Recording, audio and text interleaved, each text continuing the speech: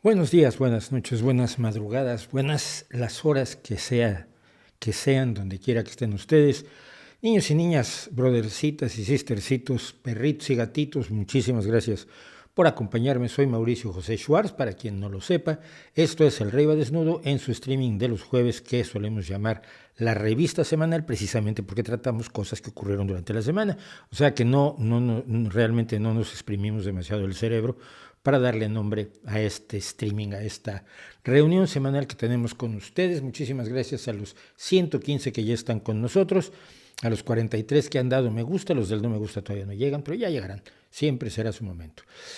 Muchísimas gracias, decía yo, por acompañarme en este lugar donde lo que tratamos de hacer es pensar un poco distinto las cosas que se nos ofrecen en las noticias, en los acontecimientos de la semana, en las propuestas de pensar que nos ofrecen también algunos, ¿no?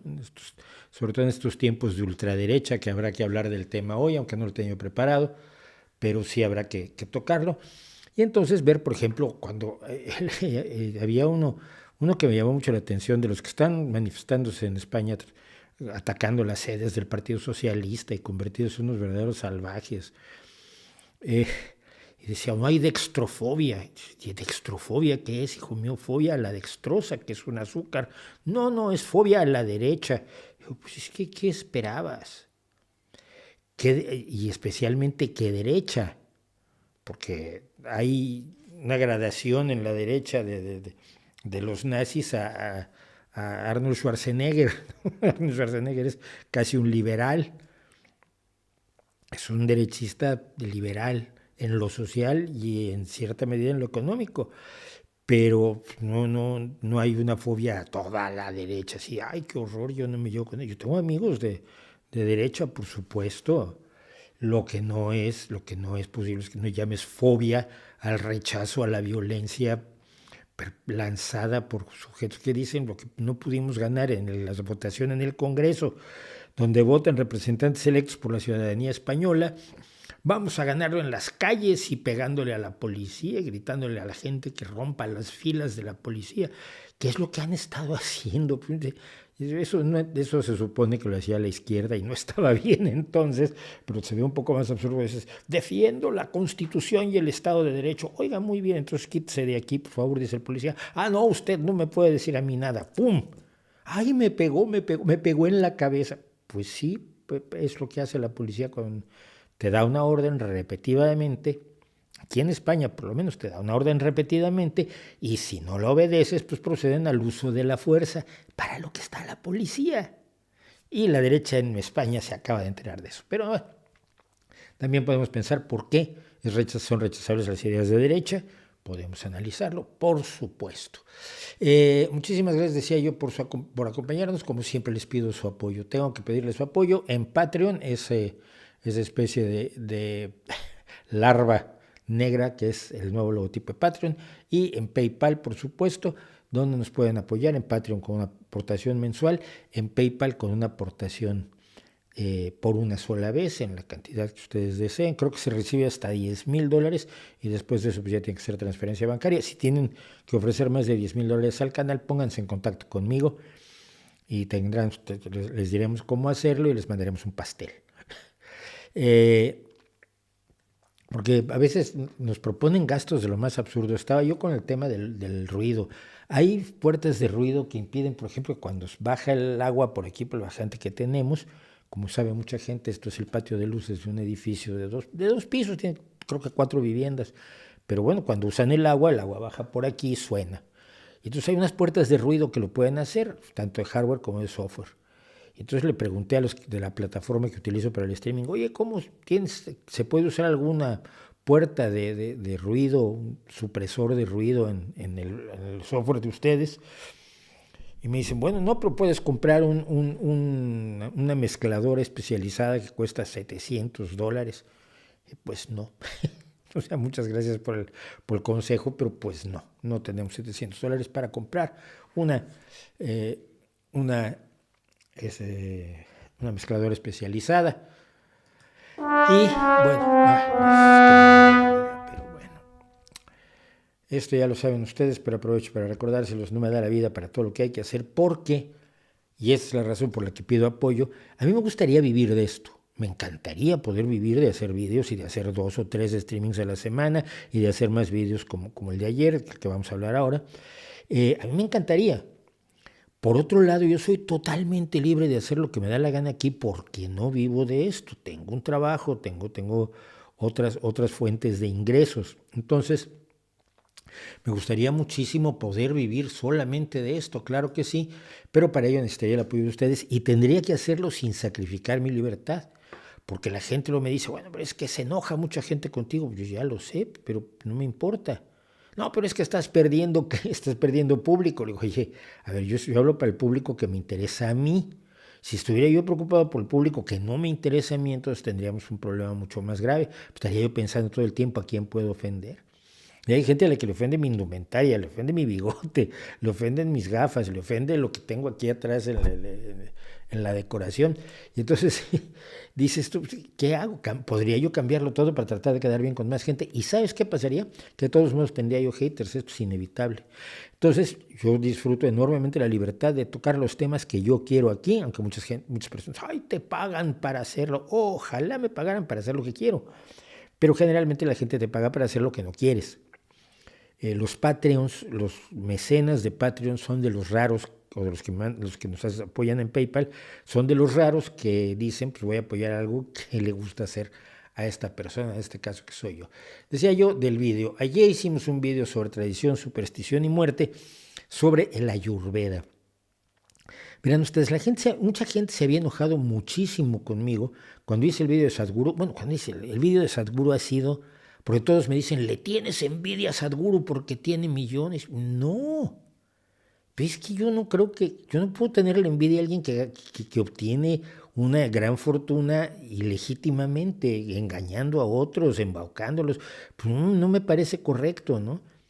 Y siempre lo he dicho, no me gusta la fortuna del ladrón, no me gusta el orgasmo del violador. No siento que pueda yo obtener de satisfacción, prefiero perder a ganar con trampas, pues. No me gusta ganar con trampas. Entonces, pero bueno, la idea de que yo le tengo una enorme envidia al Sadhguru, pues ha prevalecido en los comentarios, la mayoría de los cuales he borrado porque generalmente están acompañados de otra serie de insultos, ¿no?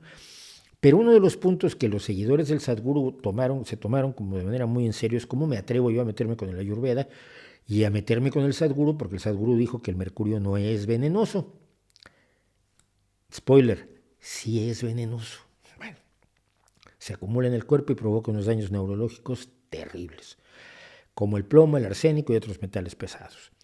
Y entonces, pues por eso hice el de Ayurveda, y me interesó mucho comparar el Ayurveda con las tradiciones de la medicina europea, desde Hipócrates hasta que se inventó la ciencia, porque son exactamente iguales, no hay esa sabiduría oriental milenaria, es igual que la ignorancia occidental milenaria, es ignorancia oriental milenaria que llegaba más o menos a las mismas conclusiones. No, tenemos 4 elementos, los orientales decían 5, bueno, pero el cuerpo está hecho de 4 humores, no, de 3 dicen en la India, ya, pero es la misma idea, simplemente cambian los números, ¿no? Y el Ayurveda pues parte de la idea de que tú tienes 3 humores y el desequilibrio de los humores es lo que causa las enfermedades. No es que tengas un problema genético, no es que tengas un problema fisiológico, no es que tengas una infección, no es que tengas una exposición ambiental dañina, no. Son los tres humores. Y entonces, pues por eso hicimos el video de la Ayurveda, que todavía no me empiezan a insultar, pero no tardarán. Acabamos de empezar y apenas llevamos, según acabo de revisar, según estoy revisando en este instante, 12,300 visitas. No son demasiadas, pero ahí estamos. Bueno, vamos a arrancar, como siempre arrancamos un poquito con algo de chat, porque aquí hay una pregunta que es muy buena y esta ya la había yo manejado en mi vida personal. Les voy a contar por qué. Me dice Enue Reinaldo Gómez Macías. Hola Mauricio, ¿consideras viable que los estudiantes o solo el profesorado voten para elegir al rector de instituciones como la Universidad Nacional Autónoma de México, que es la gran Universidad de México, o el Instituto Politécnico Nacional, que es la gran Universidad Tecnológica de México, en vez de la Junta de Gobierno y el presidente? No. No, la elección de un rector no depende de su simpatía ni de su campaña electoral.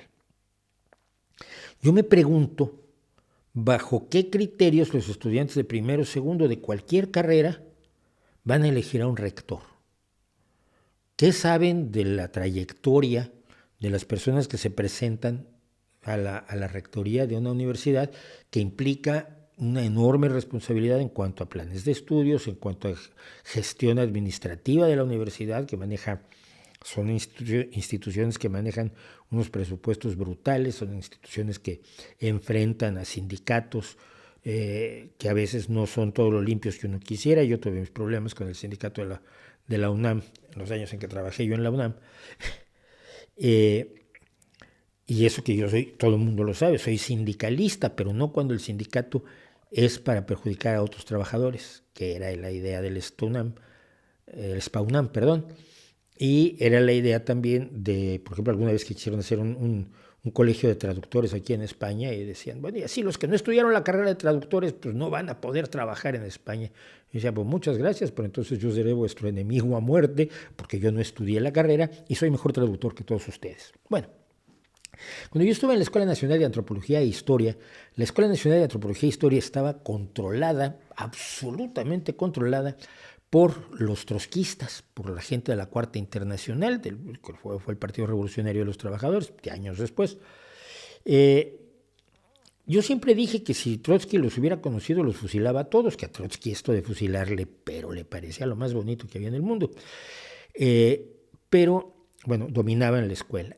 Y nosotros, los alumnos, no me acuerdo si elegían al director, pero bueno, los trotskistas le daban órdenes al entonces director de la Escuela Nacional de Antropología e Historia y de la Escuela Nacional de Antropología e Historia, no. Sí, Escuela Nacional de Antropología e Historia, la ENA, y él decía que sí, y entonces así no tenía problemas. Pero ellos también, nosotros elegíamos a los profes. Yo llegué sin imaginarme lo que pasaba políticamente dentro de la ENA, y de pronto me dicen, pues nos van a dar unas clases de muestra, 3 profesores de esta asignatura, de este tema, de este curso, y nosotros vamos a decidir quién nos va a dar clase. Yo decía, ¿con qué bases vamos a elegir? Que nos gusta un montón su clase, o si es una profesora porque es guapa, o si es un profesor porque es muy simpático y nos dice que nos va a aprobar a todos. Es decir, yo vine a estudiar, si ya supiera antropología, pues ya no tengo necesidad de estar aquí, ¿no? Pero bueno, así decían los trotskistas que había que hacerlo y se hacía. Y yo me acuerdo que tenía profesores, una vez pues, ganó un profesor de que no les gustaba, en una de las asignaturas ganó un profesor que no les gustaba, y él hacía mucho trabajo de campo, investigaciones de campo en el campo. Y los trotskos decían que no, que todavía había que hacerlo a nivel urbano, porque tenían la creencia marxista de que es la clase obrera la que puede hacer la revolución, y ellos estaban en la escuela para hacer la revolución, y la clase obrera pues es claramente urbana, sobre todo en México, ¿no? Hay países donde la clase obrera puede estar más ruralizada, porque hay fábricas ubicadas en lugares con poblaciones más dispersas, pero en lugares como México pues la industria está en las grandes ciudades. Entonces les parecía muy mal que no fuera a trabajar con los indígenas porque además los aculturaba uno, es decir, les enseñaba a uno que había cosas como la medicina y entonces podían rechazar el curanderismo y cosas así. O sea, yo esta pelea la tengo desde que tenía 19 años para que me ubiquen. Son ya casi 50 años de esta pelea. Y entonces yo me di cuenta de lo enormemente absurdo que era la democracia por la democracia misma. La democracia no es votar, ya lo dijimos hace un par de semanas, tuvimos un largo video sobre el tema, y además votar a veces, pues, tú no puedes votar sobre lo que no tienes idea. Y eso pasaría, por supuesto, y se prestaría a más manipulaciones si los estudiantes de la UNAM, que son un montón, si mal no recuerdo, la última vez que vieran como 180,000 alumnos de la Universidad Nacional Autónoma de México, incluidas todas sus escuelas profesionales, Iztacala y además las preparatorias y los colegios de ciencias y humanidades. Entonces, todos esos alumnos van a votar al rector. ¿Con base en qué?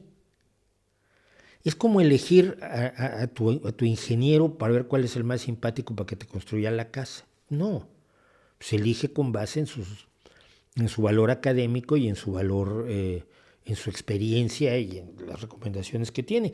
Pero eso lo haces tú cuando haces una casa porque tienes el interés de hacer una casa.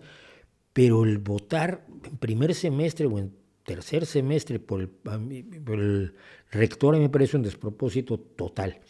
Creo que los estudiantes de las universidades deben participar democráticamente en muchísimos otros aspectos de la vida universitaria, pero en eso en particular yo diría que no.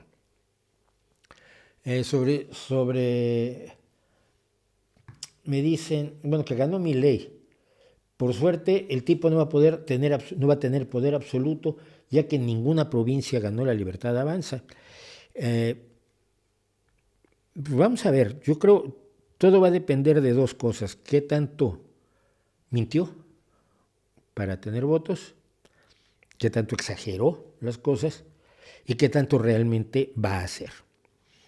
Si lleva a cabo el programa que ha propuesto, yo lo siento en el alma, pero mucho me temo que Argentina va a hacer un experimento como lo fue Honduras, como lo fue aquel libro que todavía estoy leyendo y por eso no lo he podido comentar más allá, de un libertariano entra en un bar.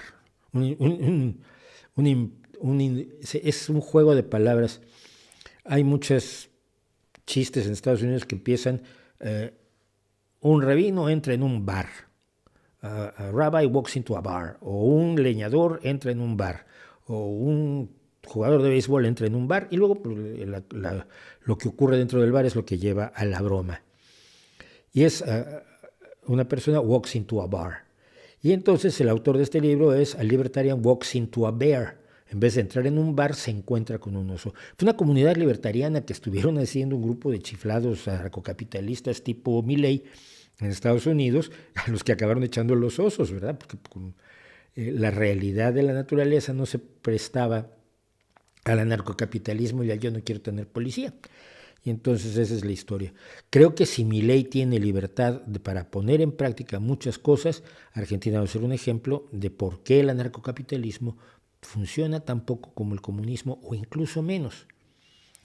Porque no es que todo en la vida, el equilibrio o el justo medio sea lo bueno, pero en este caso sí. Dejar al mercado totalmente libre es favorecer un montón de cosas que no son deseables en una sociedad. Es permitir los monopolios, es permitir el abuso, es permitir la explotación de los trabajadores, el abuso del medio ambiente, el abuso de los consumidores, el abuso de los proveedores que se encuentran obligados en un momento dado a venderle a una persona o a un grupo de empresas. El abuso de quienes viven alrededor o tienen intereses de otro tipo con respecto a las empresas, los que viven cerca, no quieren contaminación, etcétera, etcétera. Es decir, la libertad absoluta se presta a que los malvados se aprovechen.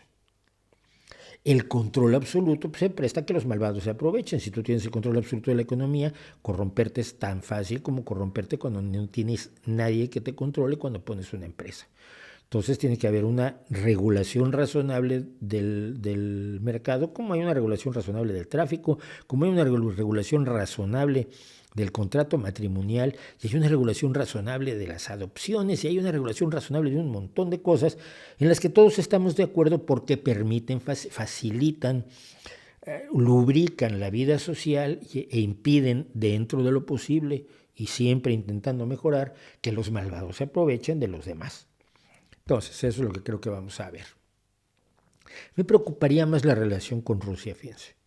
Sobre todo me preocupa la relación con Rusia, por ejemplo, en el caso de Geert Wilders, que ganó las elecciones, obtuvo más votos en las elecciones con 35 escaños en los Países Bajos el día de ayer mismo.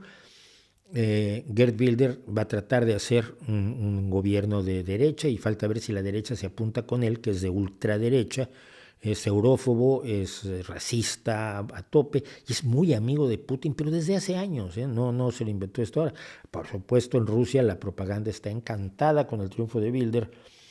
Falta ver si puede formar gobierno o si la derecha razonable, la derecha central, la centro derecha, que ya en España ya no tenemos, es una tristeza, la centro derecha prefiere unirse a la centro izquierda del laborismo, que es socialdemócrata, para evitar que la ultraderecha controle Holanda. Creo que habría ahí una pelea entre donde si son 135 votos, me parece 135 escaños, entonces eran 79 y 78.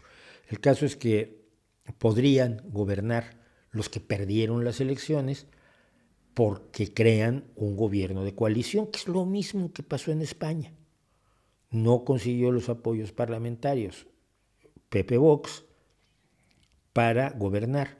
Entonces, aunque tuvo más votos, el PP tiene más escaños el PP que el PSOE pudo hacer gobierno y la Constitución dice que el presidente de gobierno lo eligen las Cortes, es decir, lo elige el Congreso de los Diputados en una votación que todos pudimos ver, democrática, constitucional y absolutamente legal. Vamos a ver qué pasa con las nuevas, con los avances de la derecha, que yo sí los hallo preocupantes, ¿no? Y cualquier día que quieran ustedes les explico por qué. Bueno, hay gente que no sé de qué hablan y por lo tanto no lo comento. Dice Omar Hernández Carrillo, yo hace poco salí de la prepa de la Universidad de Guadalajara y apenas hace unos días me enteré de la FEG, el organismo que sirvió para reprimir el movimiento estudiantil en la ciudad.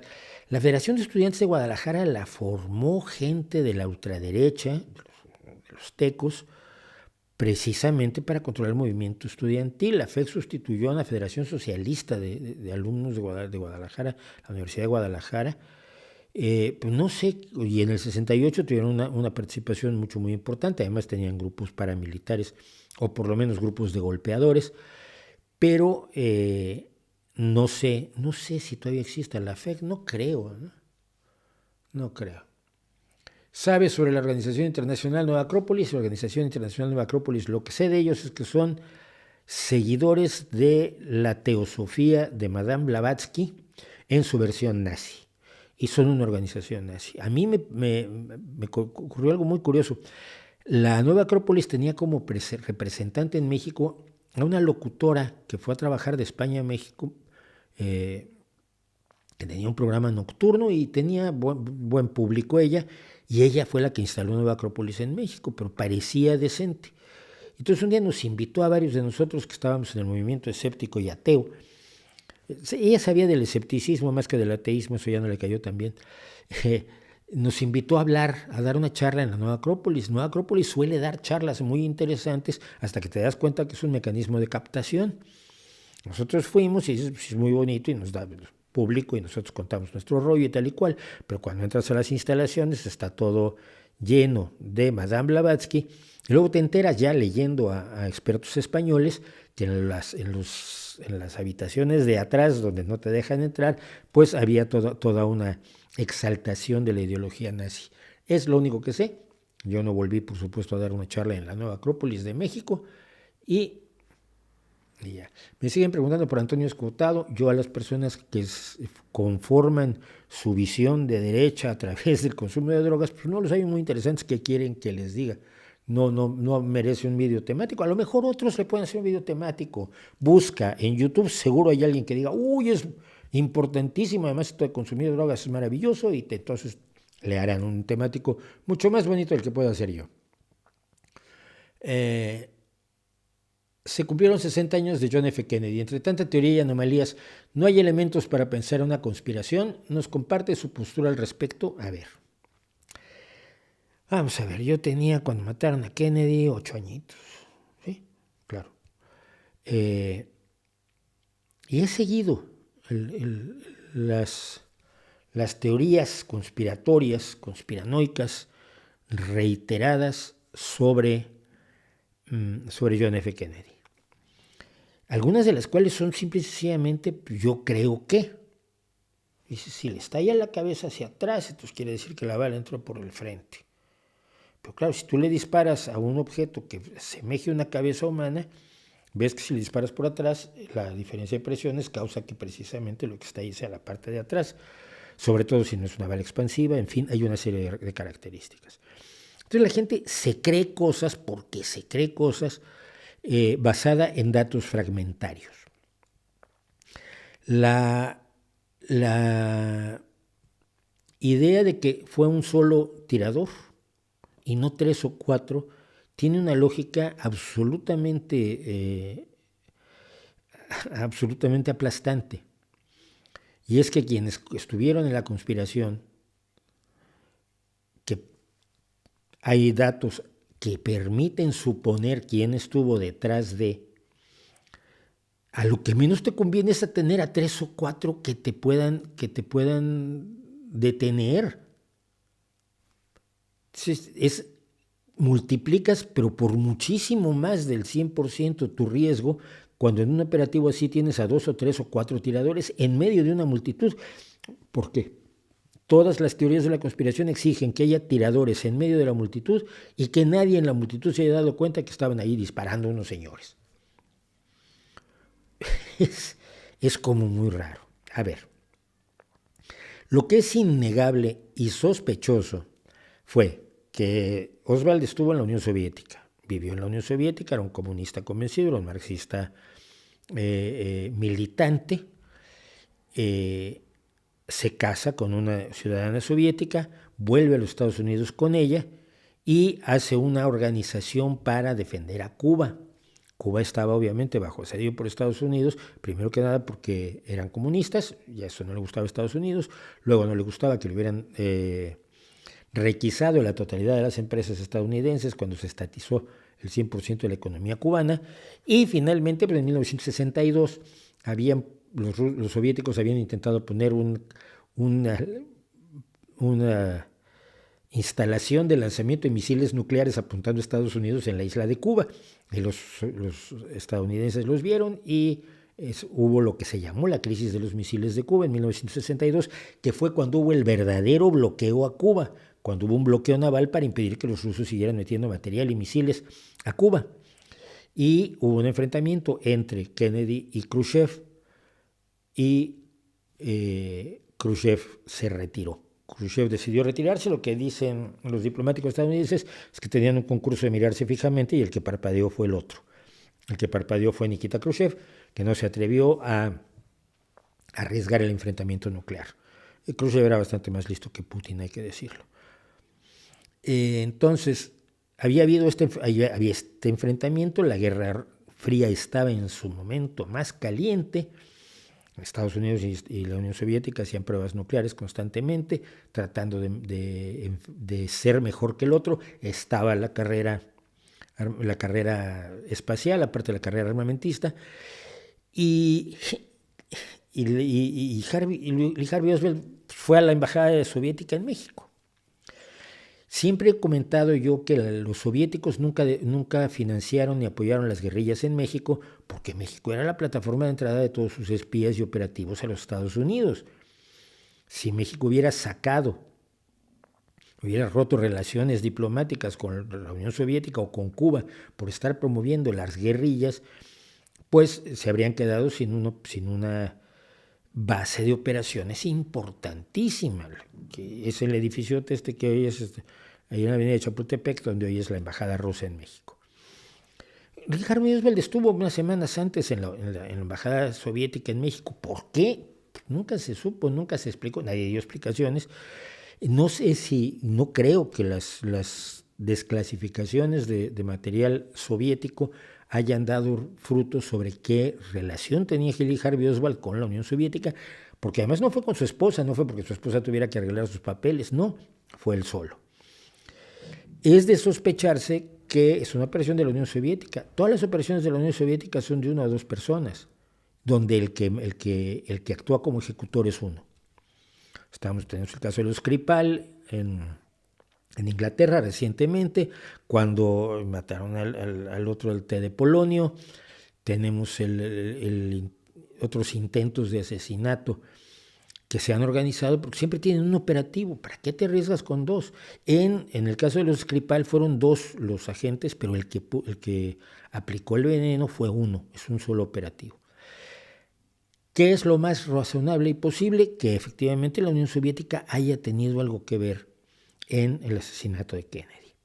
Más que el FBI no tenía ninguna razón, ningún motivo. Kennedy no estaba en disonancia con el zeitgeist del momento en los Estados Unidos, al contrario, lo incorporaba plenamente La idea de la familia, la idea del anticomunismo, la idea de la superioridad estadounidense. Había lanzado la carrera espacial y la llegada del hombre a la luna para derrotar a los malvados comunistas. Había bloqueado a Cuba, había promovido ya algunos golpes de Estado y movimientos en América Latina para parar al comunismo. Las empresas estaban felices, la economía estaba bien. No hay ningún motivo de que alguien dentro de Estados Unidos dijera, vamos a matarlo, nos conviene matarlo. Y el otro elemento es que generalmente los asesinos estos son solitarios y tienen motivaciones de las más raras del mundo. El hombre que mató a Lennon, o el hombre que mató, o el que disparó contra Ronald Reagan, por ejemplo, el que disparó contra Ronald Reagan era para que Jodie Foster se fijara en él. Es decir, disparar contra otra persona, si no eres un asesino profesional, es algo que sacas de procesos mentales muy peculiares que evidentemente operaron en el caso de Oswald. Entonces, que haya tenido que ver la Unión Soviética, pero que no lo haya mandado directamente, es posible. Que hubo más de un tirador es absolutamente irracional y además no hay ninguna evidencia al respecto. Evidencia. Es decir, del rifle de Oswald sí tenemos evidencia, ahí estaba el rifle, de las balas que tenía el rifle tenemos evidencia, son el mismo calibre y estriado de las balas que golpearon a Kennedy y al gobernador Connally. Que si una bala no se comportó como yo me gustaría que se comportara, y entonces eso demuestra una conspiración de 2,000 personas dentro del gobierno de los Estados Unidos para matar a su presidente, no lo veo razonable. No hay ningún indicio sólido de esto. Solo hay lo que siempre tienen los conspiranoicos, pequeños datos aislados que si los juntas interpretándolos de cierta manera, ahí hubo algo. Por ejemplo, estaba el hombre del paraguas. El hombre del paraguas es uno de los grandes personajes de la película de Zapruder, que es la única película donde se ve el momento de los tiros, de los disparos contra John F. Kennedy. Y el hombre de la sombrilla era un gran misterio hasta que hace poco apareció. Y tú disparaste. No, yo estaba con la... ¿Y por qué estabas con la sombrilla? Por el calor, por el sol. O sea que la estaba usando de sombrilla y no de paraguas. ¿Por qué la tenías abierta? Pues porque así evitaba yo el sol. Es decir, la sobreinterpretación de datos pequeños es la esencia misma de la conspiranoia. Y en el caso de Kennedy, durante 60 años, hemos oído todo tipo de conspiraciones y todas ellas con absolutamente cero evidencias sólidas a favor. Lo que hay son interpretaciones. Yo estoy interpretando el viaje de la estancia primero, durante mucho tiempo, de Oswald en la Unión Soviética y luego su visita a la embajada soviética en México, le estoy interpretando como que algo pueden haber tenido que ver, pero tampoco estoy seguro, tampoco me atrevería a decirlo con certeza. Me parece una hipótesis razonable, pero sin evidencias no pasa de allí. Y eso pasa con todas las teorías conspiranoicas que ha habido. No hay balas de otro calibre, no hay balas de otro estriado, no hay nada. Y lo más extraño es el asesinato de Oswald esa misma tarde, no, al día siguiente, perdón, cuando lo van a trasladar. Lo trasladan sin ninguna seguridad, porque así se hacían las cosas en aquel entonces. Y un sujeto que era un matón, verdadero matón, decide meterle un tiro a Oswald para evitarle a la señora Kennedy el dolor de un juicio en contra de Oswald por el asesinato de Kennedy. Y le mete un tiro más certerísimo a Oswald porque con un solo disparo lo mata. Ese es el personaje más raro del mundo. Nunca habló, se comió, ya estaba enfermo de cáncer, le metió el tiro a Oswald, lo detuvieron, lo condenaron por asesinato y murió de cáncer en la cárcel unos pocos años después, sin jamás hablar. La gran mayoría de las conspiraciones que son reales, te enteras de ellas después. Y mientras más personas participan en una conspiración, más te enteras, es más fácil que te enteres. Las operaciones verdaderamente secretas se tienen que llevar a cabo con que lo sepa muy poca gente, porque cuando muchas personas están al tanto de una conspiración, siempre hay uno que afloja la lengua. Es el viejo truco de si quieres que un secreto se conserve, solo lo deben conocer 2 personas y una de ellas tiene que estar muerta. Todos los secretos se conocen. 60 años después, que no haya salido nada extremadamente interesante, relevante, que indique la conspiración, a mí me parece bastante tiempo como para decir hubo cosas raras, pero la conspiración de muchos tiradores o la conspiración de grandes grupos de interés dentro de los Estados Unidos, o la mafia, o el FBI, o la CIA no puede operar en Estados Unidos, o cosas por el estilo, no tienen ningún fundamento. Podría alguien encontrarle lógica, pero nada más lo convierte en una hipótesis y no pasa de ser una hipótesis. Vamos a hablar de algo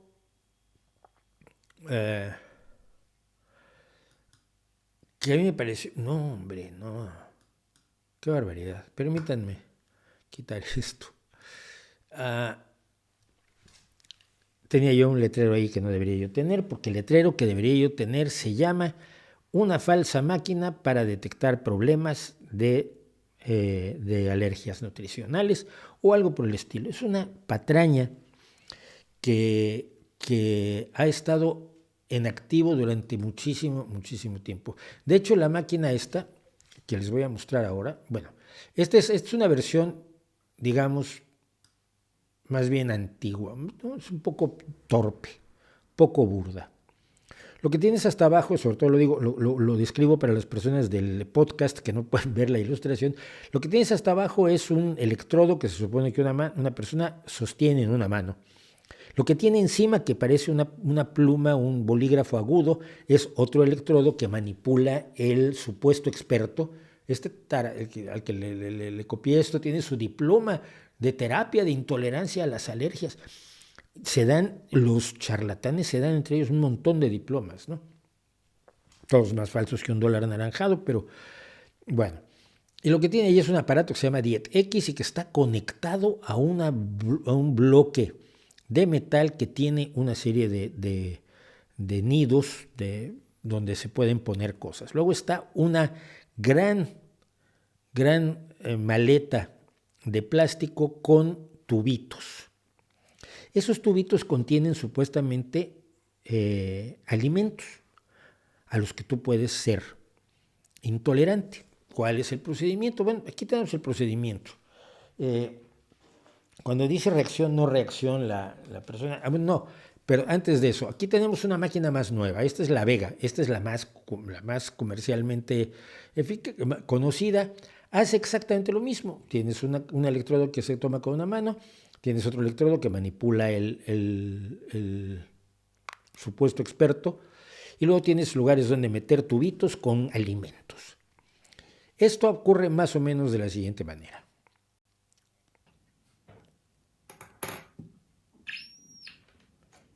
Asparagus, no reaction. Allí no hay reacción para los espárragos. Mustard, reaction. Mostaza, hay reacción. Beef, reaction. Carne de res, reacción. Cow's milk, Leche de vaca, reacción. Ahí ven ustedes, con otra maleta de alimentos al fondo, el aparatito movido. Una persona toma un electrodo en una mano y le toca puntas de los dedos, luego dicen que tocan puntos de acupuntura. Fake. El supuesto terapeuta o diagnosticador toca el dedo con el electrodo que parece un bolígrafo y la máquina pita o no pita. Y si pita y caminando como la maquinita, como un ferrocarrilito, pues si pita, tú eres intolerante a ese alimento en particular. Fíjense todo lo que está pasando aquí, que desafía todo lo que sabemos acerca de la realidad. ¿Cómo se transmite el contenido de un tubo de vidrio a un bloque metálico y ese contenido hace que pite o no pite una máquina? Pues no es posible. No es posible. Para que el cuerpo humano reaccione, tiene que estar en contacto con las sustancias que le provocan alergias o intolerancias. que lo de las intolerancias en gran medida tiene mucho de embuste, salvo las que son diagnosticables como la intolerancia a la lactosa, que tiene además, se puede identificar claramente que una persona ha dejado de producir la enzima lactasa con la que digiere la lactosa y por lo tanto al tomar leche no puede digerir el azúcar que es la lactosa y entonces tiene problemas digestivos básicamente molestos, no graves. Tengo una hija con intolerancia a la lactosa, por cierto. Pero entonces la máquina debería saber qué sustancia, qué comida hay adentro del tubito de plástico, del tubito de vidrio. ¿Y por qué hay tantos agujeritos ahí? Pues nadie lo sabe porque siempre usan solo uno. Bueno, ¿qué están midiendo? Y esta es lo clave. Antes de ver qué están midiendo, ¿de dónde sale este mito? Bueno, sale el mito principalmente de Hipócrates, que dijo que la comida que el alimento sea tu medicina y la medicina sea tu alimento. Suena muy bonito. ¿Tenía idea Hipócrates? No. Hipócrates creía en los 4 humores. Hipócrates desconocía todo sobre química, fisiología, genética, farmacéutica, nutrición. No sabían. Pero él es una conseja que suena bien y la gente la repite hoy con una frescura. A mí me la repiten en los comentarios, en los vídeos, pero con una frescura infinita. Que el alimento sea tu medicina. No. Si necesitas unos cuerpos monoclonales para que no se creen vasos sanguíneos que te provoquen un edema en la retina cuando has sufrido una embolia, como me pasó a mí. No hay comida que te lo resuelva. Necesitas unas inyecciones dentro del ojo de un anticuerpo monoclonal, precisamente, que evita que se generen esas nuevas vasos sanguíneos con los cuales perderías completamente la vista. Yo llegué a tener una mancha frente al ojo que ahora ya no está. Acabo de tener precisamente consulta el martes con el médico y estás todo lo bien que vas a estar. He recuperado el 80% de la vista. Bueno, pero nos han hecho tenerle miedo a la comida en la época en que tenemos los alimentos más seguros de la historia de la humanidad. Más seguros de la historia de la humanidad, las regulaciones en todos los países medianamente razonables, donde hay regulación en los alimentos, tú estás muy seguro de que no te vas a contaminar, que no están infectados, que están en buenas condiciones, que no están podridos. Hemos creado una legislación en todo el mundo, nacional e internacionalmente, para impedir las enfermedades, las afecciones por alimentos que había hasta hace no más de 60, 70 años. Bueno, pero en 1978 un chiflado llamado Helmut Schimmel, alemán, se inventó esta máquina porque decía que hacía biorresonancia. Suena muy bien, ¿no es cierto? La biorresonancia se supone que todo emite ondas electromagnéticas. Tú emites ondas electromagnéticas, eres como una antena de radio. No lo eres. Lo sabemos. ¿Por qué? Porque si pongo un medidor de energía electromagnética, de frecuencias electromagnéticas cerca de ti, no estás emitiendo nada. Y los alimentos producen energías electromagnéticas. Entonces, tomas un vaso de leche, le acercas un medidor de frecuencias electromagnéticas y te das cuenta de que la leche no está emitiendo frecuencias electromagnéticas. Punto. Bueno, si pones la leche dentro de un frasquito y la metes en una cosita de metal, se supone que su máquina percibe que eso es leche, las frecuencias electromagnéticas que no existen de la leche, y luego registra la frecuencia electromagnética de tu cuerpo, que tu cuerpo está registrando la leche así a distancia. Como si pusieras un vaso de leche y eso a una persona, con tenerlo cerca, le causara... a una persona con intolerancia a la lactosa le causara problemas digestivos, sin consumir la leche, nomás con ver el vaso allí. Que es el tubito de plástico, el tubito que estamos viendo que meten allí estos señores, ¿no? Y que tu cuerpo sabe que allá en el tubito, pues ahí eso, entonces tu cuerpo reacciona con una frecuencia electromagnética que la máquina Vega es capaz de detectar, y entonces le informa a la persona: uy, usted no coma trigo, no coma leche y no coma chocolate.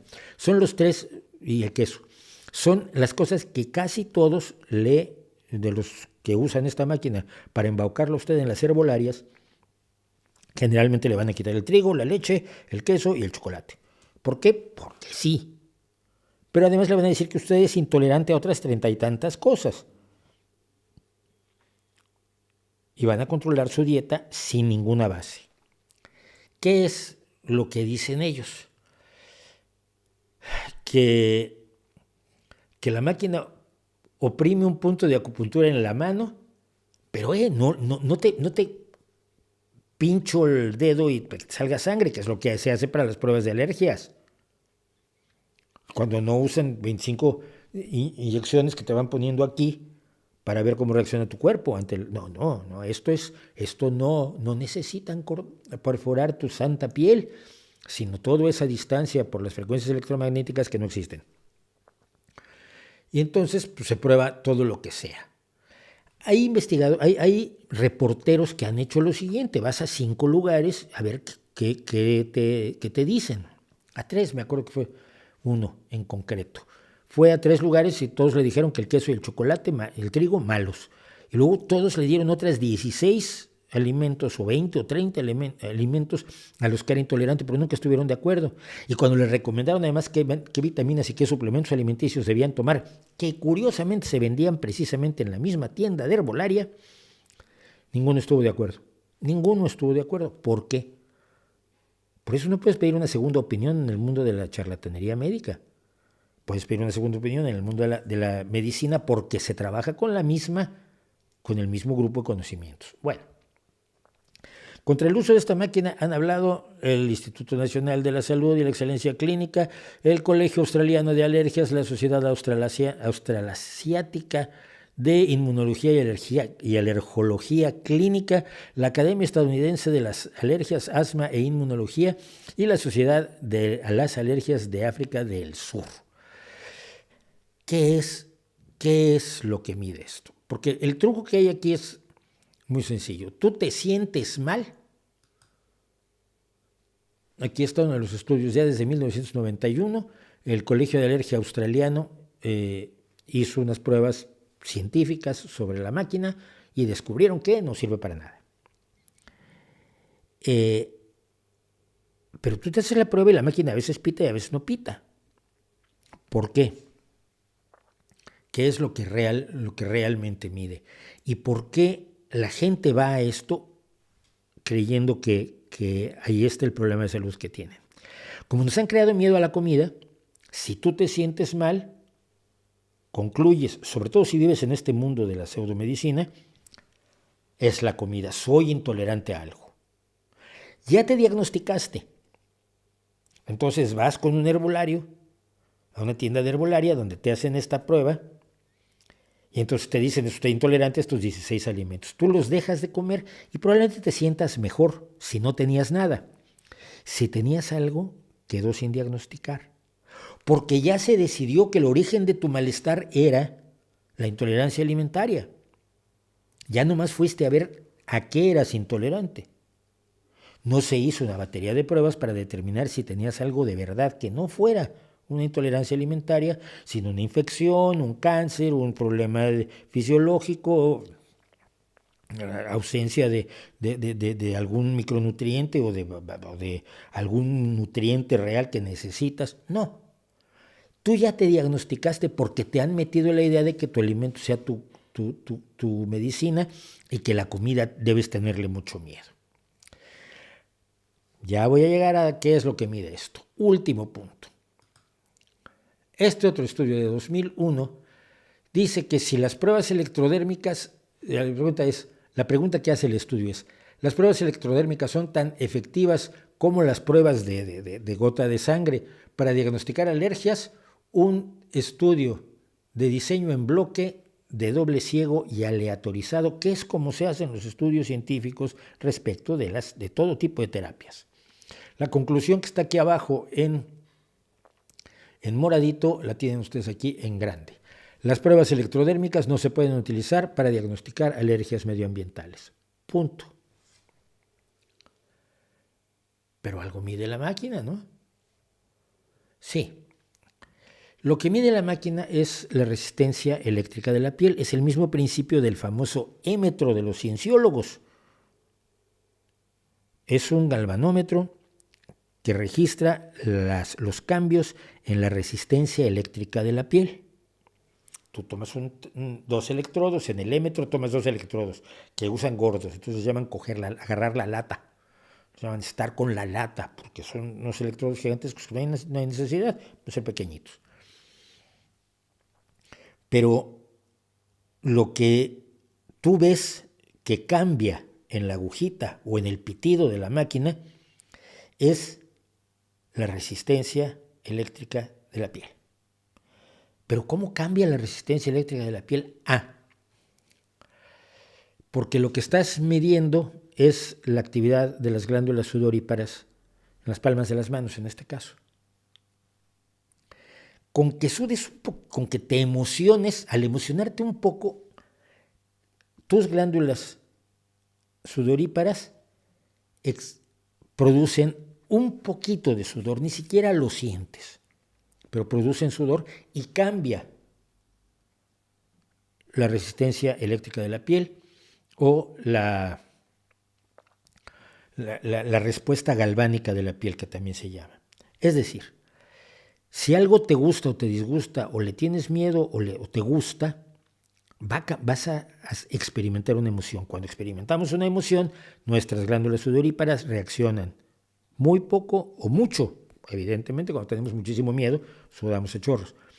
Pero no necesitas eso para que cambie la respuesta galvánica de la piel. Y se ha demostrado que así es como funciona precisamente estos galvanómetros, que son los aparatos que registran la resistencia eléctrica de la piel. Cuando tú le tienes miedo a una comida porque te han dicho que es muy mala, como el trigo, hay toda una mitología respecto del trigo de un señor que vivió y vive, creo todavía, de contar que el trigo es malísimo, aparte de Yuval Noah Harari, que dice que lo peor fue cultivarlo. Cultivar el trigo destrozó la maravillosa Arcadia antigua humana, pero no, aparte de eso, este señor decía que no había que comer trigo. Trigo es de las cosas más sanas, más alimenticias, las mejores proteínas que más falta hacen en todo el mundo, pero bueno, en el mundo de los charlatanes cualquier tontería vale. Y si tú ya tienes miedo a la leche y has oído hablar mucho de la intolerancia a la lactosa y has oído hablar del trigo, celíacos, ay sí, los celíacos tienen una enfermedad real y medible. Y has oído esto, cuando te dicen que van a poner leche de vaca o queso, o chocolate o trigo en la maquinita, tú tienes una respuesta emocional y esa respuesta emocional es la que mide el aparatito. Eso sí es honesto el practicante, cosa que es de dudarse, porque es muy difícil que sea honesto un practicante que sabe que está haciendo algo que no tiene ningún efecto, que no sirve para nada, que no sirve para diagnosticarte.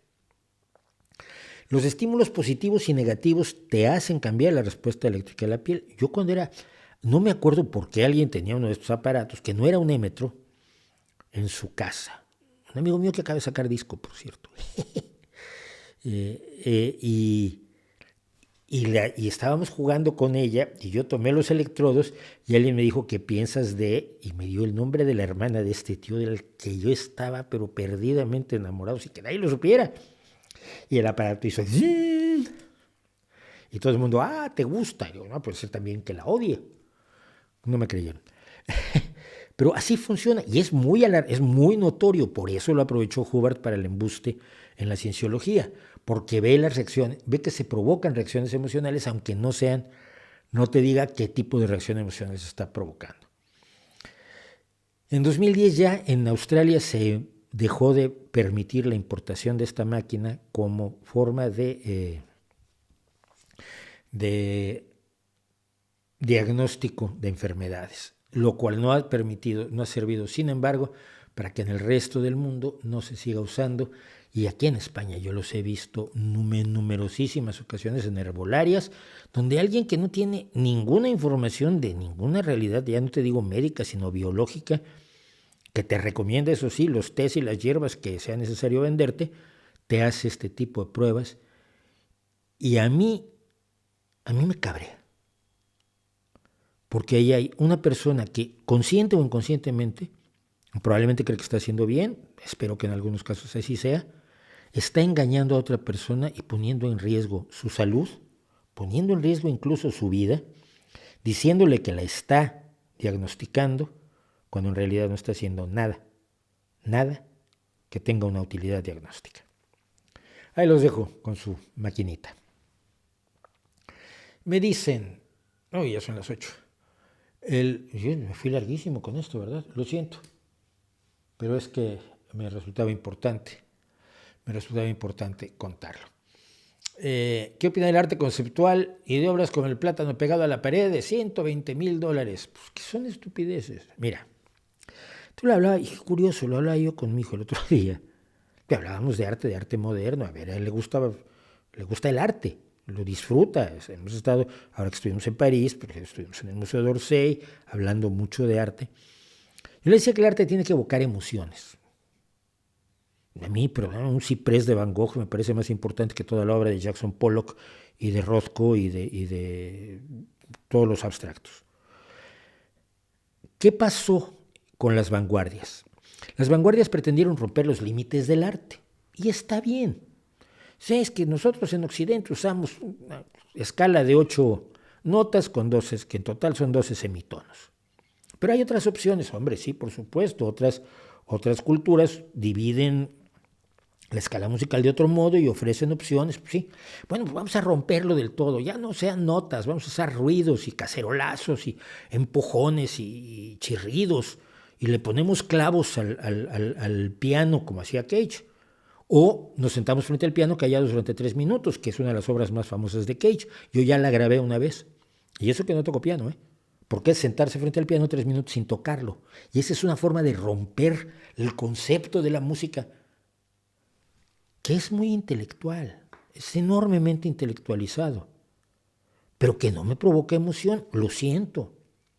Sí, vamos a hacer, no tenemos por qué dibujar figuras humanas, no tenemos por qué dibujar la realidad, podemos pintar cosas imaginarias, muy bien, podemos pintar solo rayas y manchones, podemos, y rompe los límites del arte, rompe los cánones, preestablece nuevos paradigmas, que es una palabra que le gusta mucho al charlatanaje. Pero no me emociona. Yo dentro del Georges Pompidou en París, yo siento que me están viendo la cara de imbécil todo el tiempo, porque me están diciendo, esto debería emocionarte. 3 cuadros blancos tienen que emocionarte. Un cuadro con un manchón rojo y uno negro de Rothko me tiene que emocionar muchísimo. No puede, no me emociona. Dame un ciprés pintado por Van Gogh. Dame las manos del Greco, dame el claroscuro de Caravaggio, dame el intento de rescatar la belleza de Mucha, de Mucha, Alphonse Mucha o Mucha, el diseñador gráfico del Art Deco, el Art Nouveau, no me acuerdo. Creo que abarca las dos épocas. Dame el beso de Rodin, dame la pareja de amantes en la cama de Toulouse-Lautrec, dame la Capilla Sistina, que soy un cuadrado probablemente, pero que no me emocionan las cosas que me parecen que son tan conceptuales, que exigen que sepas de qué está pasando, puedas racionalizarlo, intelectualizarlo y entonces digas, como soy un snob, esto es arte. Y si no lo entiendes, tú eres un pobre aldeano. Y yo los veo y digo, mira, en realidad no creo que te emocione, pero si así es, prefiero ser un pobre aldeano. No le encuentro ningún valor, y soy, por supuesto, fan de todas las mujeres de la limpieza, porque han sido hasta ahora siempre mujeres que han tirado a la basura instalaciones de arte conceptual pensando que eran basura, porque ellas sí saben lo que es arte.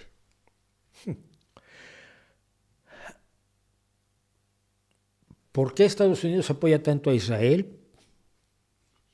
Si los países alrededor de Israel, que son enemigos de Israel, quieren destruir a Estados Unidos, se explica un poco, ¿no? Si Irán se ha fijado en la destrucción de Estados Unidos como una de sus metas desde que los ayatolas tomaron el poder, pues hombre, si ellos son enemigos de Israel, es razonable que lo apoyes, aunque estés en desacuerdo con cosas que haga, porque está en desacuerdo. Biden ha estado pidiendo el alto al fuego. Con tibieza y como quieran, pero sí. Hay una culpabilidad razonable de los aliados, de los países que fueron aliados en la Segunda Guerra Mundial, por lo que le ocurrió al pueblo hebreo. Y esa es la razón por la que se determinó que el protectorado británico se dividiera creando el país de Israel. Israel, no llegaron los judíos y tomaron ahí colonizando a balazos, no. Todos los países de las Naciones Unidas, todos, absolutamente todos, incluida la Unión Soviética, todos los países de las Naciones Unidas en 1947 votaron por la creación del Estado de Israel. Los antisemitas le echarán la culpa a los judíos de haber tomado esa tierra que era de los palestinos, que sí era de los palestinos, sí, pero no existía Palestina tampoco como tal, era un protectorado resultado de la disgregación del Imperio Otomano. Es mucho más complicado que todo esto, y siempre hubo judíos viviendo allí, pero fue una decisión de las Naciones Unidas, y esa decisión te compromete a largo plazo también. Creo que por ahí están las explicaciones. Los antisemitas te dirán que es porque el poder de los judíos en Estados Unidos es enorme. No es tan grande. No es tan grande. Más poder tiene Elon Musk, que está alineado con la ultraderecha y con Putin, que los judíos. Pero el mito este de todo lo controlan es parte del verdadero antisemitismo, ¿no? Pero hay aquí una cosa que ya que me han contado, ya que entramos en eso, quiero abundar en ella.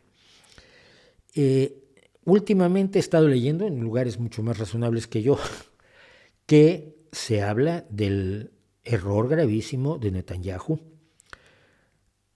al entrar haciendo algo que es legítimo. ¿Es legítimo defender a Israel? Por supuesto es legítimo defender a Israel. Pero no es legítimo hacerlo de la manera en que lo hizo y podía haberlo hecho de otras maneras, es decir, de una manera más focalizada hacia Hamás.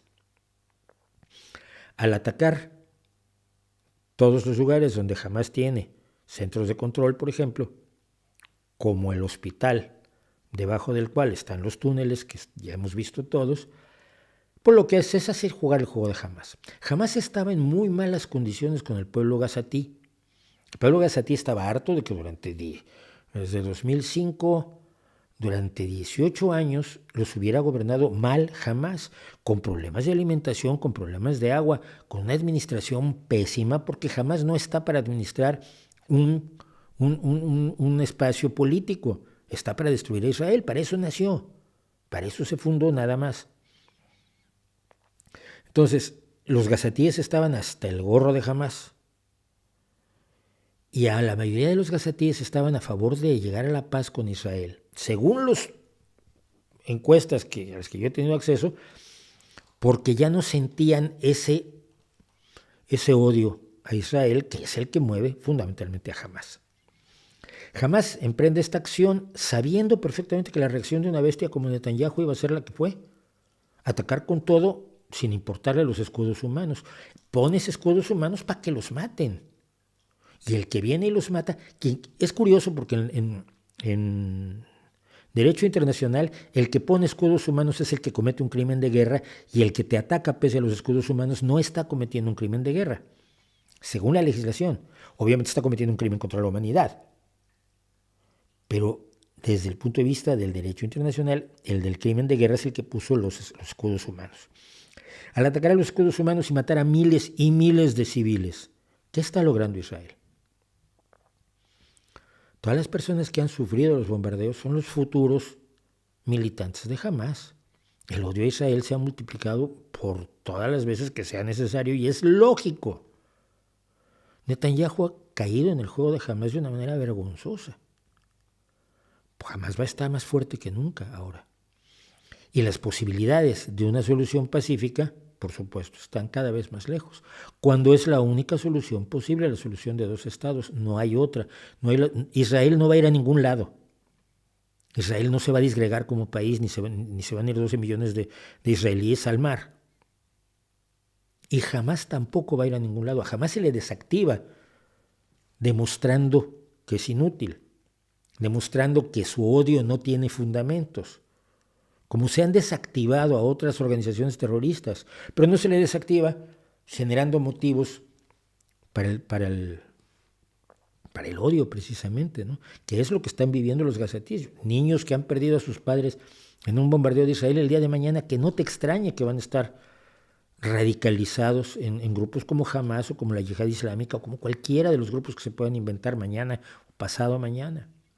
El error ha sido monumental, no solo porque es brutal desde el punto de vista humanitario, es que políticamente es un error brutal, pero Netanyahu lo hace no porque sea tonto, sino porque para él es la forma de decir: solo hay una solución de un Estado, que todos los palestinos se conviertan en israelíes, que todos esos territorios sean parte de Israel, y ya nos arreglamos.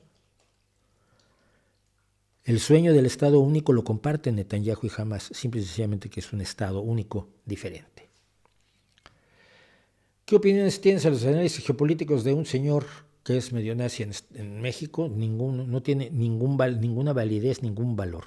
Es un hombre que se deja llevar o que hace todos sus análisis geopolíticos, no sabe nada de geopolítica, con base en sus pasiones ideológicas personales. Es judeófobo, es acomodaticio en México, es un hombre que ha mentido diciendo que tiene un premio Nobel que no tiene, y por lo tanto no tiene ningún valor. Y es un hombre de unos odios terribles, que ha perseguido a personas de una manera terrible, con un odio brutal, porque tiene seguidores. Lógicamente es un populista, como todo nazi. Los nazis son eminentemente populistas, tiene seguidores que le han hecho la vida imposible a personas. Entonces es muy irrelevante y al mismo tiempo alguien del que no creo que se valga la pena ni hablar. No sé nada del youtuber MrBeast. La terapia llamada mindfulness no es una terapia, es una forma de meditación hecha por un gurú estadounidense o británico, no me acuerdo cómo se llama, no me acuerdo, pero es meditación. Es una forma de meditación que dicen que algunas personas que les ayuda a calmarse. Yo creo que sí, la meditación ayuda a calmarte. Yo medito escuchando música y entonces me calmo, me relajo. Pero sí, se lo inventó un señor que anda por ahí todavía haciendo anuncios en YouTube. Seguramente al mencionar el mindfulness aquí, probablemente ustedes vean después anuncios de YouTube en mi canal de este tipo, sentado en flor de loto y haciendo meditación, pero diciéndote que no, la meditación no es poner la mente en blanco, es vivir el momento. ¿Sí? Yo vivo todos los momentos, chicos, no sé qué quieres decir con vivir el momento. Darte cuenta de lo que ocurre a tu alrededor. Hombre, si no me diera cuenta estaría muerto. Y darte cuenta de lo que ocurre dentro de ti. ¿Sí? Vivo dentro de mí, más o menos estoy enterado. Es el mismo cuento de siempre. Despierta tu conciencia, incrementa tu alerta. ¿Cómo se hace eso? ¿Qué significa? Todos los que me han dicho después de lo del Sadhguru, es que claro, esto amplía tu conciencia. Le digo, defíneme ampliar tu conciencia. ¿Qué es ampliar tu conciencia? Ampliar tu conciencia política yo lo entiendo. Ampliar tu conciencia social lo entiendo. Ampliar tu conciencia artística lo puedo entender. Pero ampliar tu conciencia, chicos, si no estás consciente de que estás allí, pues no estás. Entonces tienes un problema. Tu cerebro no funciona, estás muerto. Es hacerle sentir a la gente que se puede convertir en superior a los demás con ciertas prácticas que no tienen demasiada relevancia, pero que te hacen sentir bien. Si tú te relajas, te olvidas de todo, aflojas tus músculos, respiras hondo, te vas a sentir bien. No necesitas todo el rollo místico adicional que hay. Si practicas el yoga, simple y sencillamente la parte física, te vas a sentir bien, aunque no te comas la parte mística. No la necesitas. Y si tú prefieres escuchar a Bach o a AC/DC relajadito, respirando hondo en tu silloncito, también te vas a sentir bien. Y es bueno, aunque no hayas empleado tu conciencia. La economía es una ciencia, hay partes de la economía, hay aspectos de la economía que se valoran científicamente, sí, sin duda alguna, y otros que todavía no. De ello hablamos, por cierto, te recomiendo la conversación que yo tuve con José Luis Ferreira, un economista español al que respeto muchísimo, le tengo un gran cariño, y él explicaba precisamente la parte de la ciencia de la economía en este mismo canal. Desde Salinas, ¿quién cree usted que haya sido el presidente menos malo en México? Pues probablemente Peña Nieto, porque no hizo nada. O Fox tampoco hizo nada, ¿no? Fox no hizo absolutamente nada. Pasó 6 años mirándose el ombligo, creo. Juli Vargas me dice, soy un niño de 10 años, wow. Y agradezco a mi madre que me mostrara tu canal, pues tenía días o dudas, me imagino que es, acerca de la existencia de Dios. Y bueno, acá estoy cada jueves, gracias de verdad.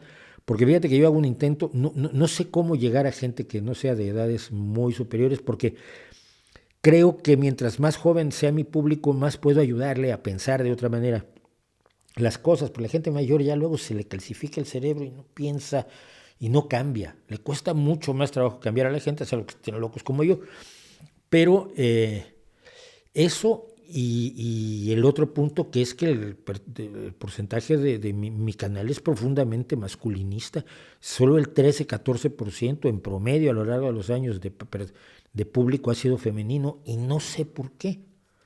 No creo que tenga yo ni un enfoque masculinista o machista de ninguna manera, pero tampoco creo que los temas que toco sean de poco interés para las mujeres. Simplemente pasa algo. Entonces, me interesa mucho, ojalá encontrar la forma de hacerlo, acercarme a gente más joven y acercarme a más mujeres con este canal, sin perder a todos los demás. Están bien ahí, no se muevan. ¿Cómo es la relación en el Partido Socialista con el sector cristiano del partido, teniendo en cuenta temas como el aborto, el matrimonio igualitario? No, es que los que están en el partido, los cristianos que hay en el partido, que yo conozco por lo menos, están a favor del aborto y el matrimonio igualitario. O sea, son cristianos, pero no son fanáticos. Son primero socialistas y luego cristianos. Sí, esto creo que no es tan difícil de entender. Cristianas por el derecho a decidir en México, por ejemplo, o católicas por el derecho a decidir, era un movimiento de mujeres católicas que defendían el aborto. En Estados Unidos, el partido, entre las mujeres que votan al Partido Republicano, es mayoritario el apoyo al aborto. Entonces, no es ser cristiano estar en contra del aborto o en contra del matrimonio igualitario. Se supone que el cristianismo es otra cosa. Es una serie de creencias que no son esas. Esas no las encuentras en el catecismo, por ejemplo, ¿no? Entonces, con eso no hay problema. El problema que yo he detectado más, y he hablado con juventudes socialistas, es la idea de que por qué no se toman una serie de acciones que es muy difícil tomar cuando estás en el gobierno. ¿Por qué no decretas el Estado laico? Porque no se puede. Es muy problemático. Hay organismos, hay tratados internacionales que se han firmado, aunque no los hayan firmado los socialistas. Hay cristianos dentro del partido, hay creyentes, hay muchas personas que no estarían de acuerdo con la ruptura de relaciones con el Vaticano, por ejemplo. Entonces te compras una bronca gordísima con pocos beneficios a corto plazo, pocos beneficios evidentes, ¿no?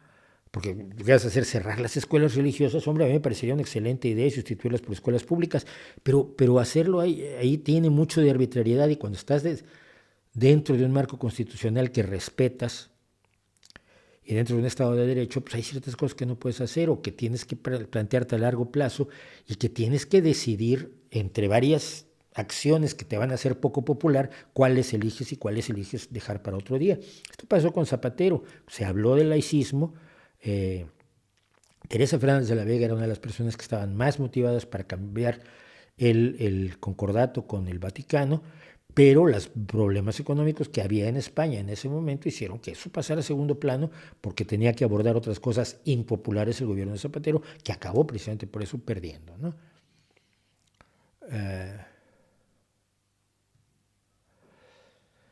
Bueno, vamos a hacer otra cosa rapidísima, y que estas se las he querido contar muchas veces. Esta es una historia que pocos mexicanos conocen, o conocen bien por lo menos, y que casi ningún español que yo conozca conoce. ni bien ni mal. Y la historia comienza con esta imagen.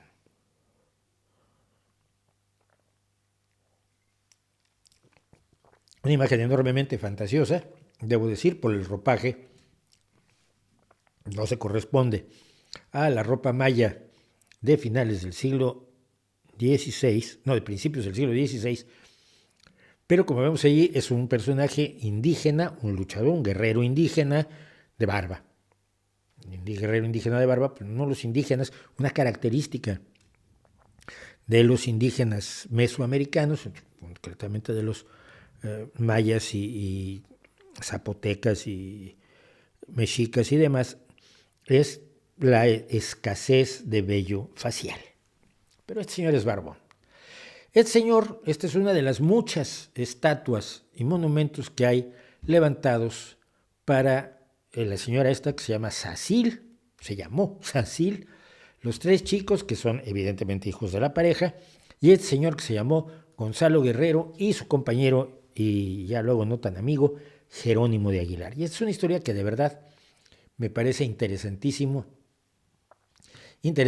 contar. Bueno, estamos a principios del siglo XVI, se ha descubierto, Europa ha descubierto América, los americanos ya la habían descubierto antes, pero los americanos descubrieron a los europeos y dijeron, esto no va bien, y empieza la conquista de América por parte de los españoles fundamentalmente y de los portugueses menormente por el Tratado de Tordesillas. Otro día contamos ese.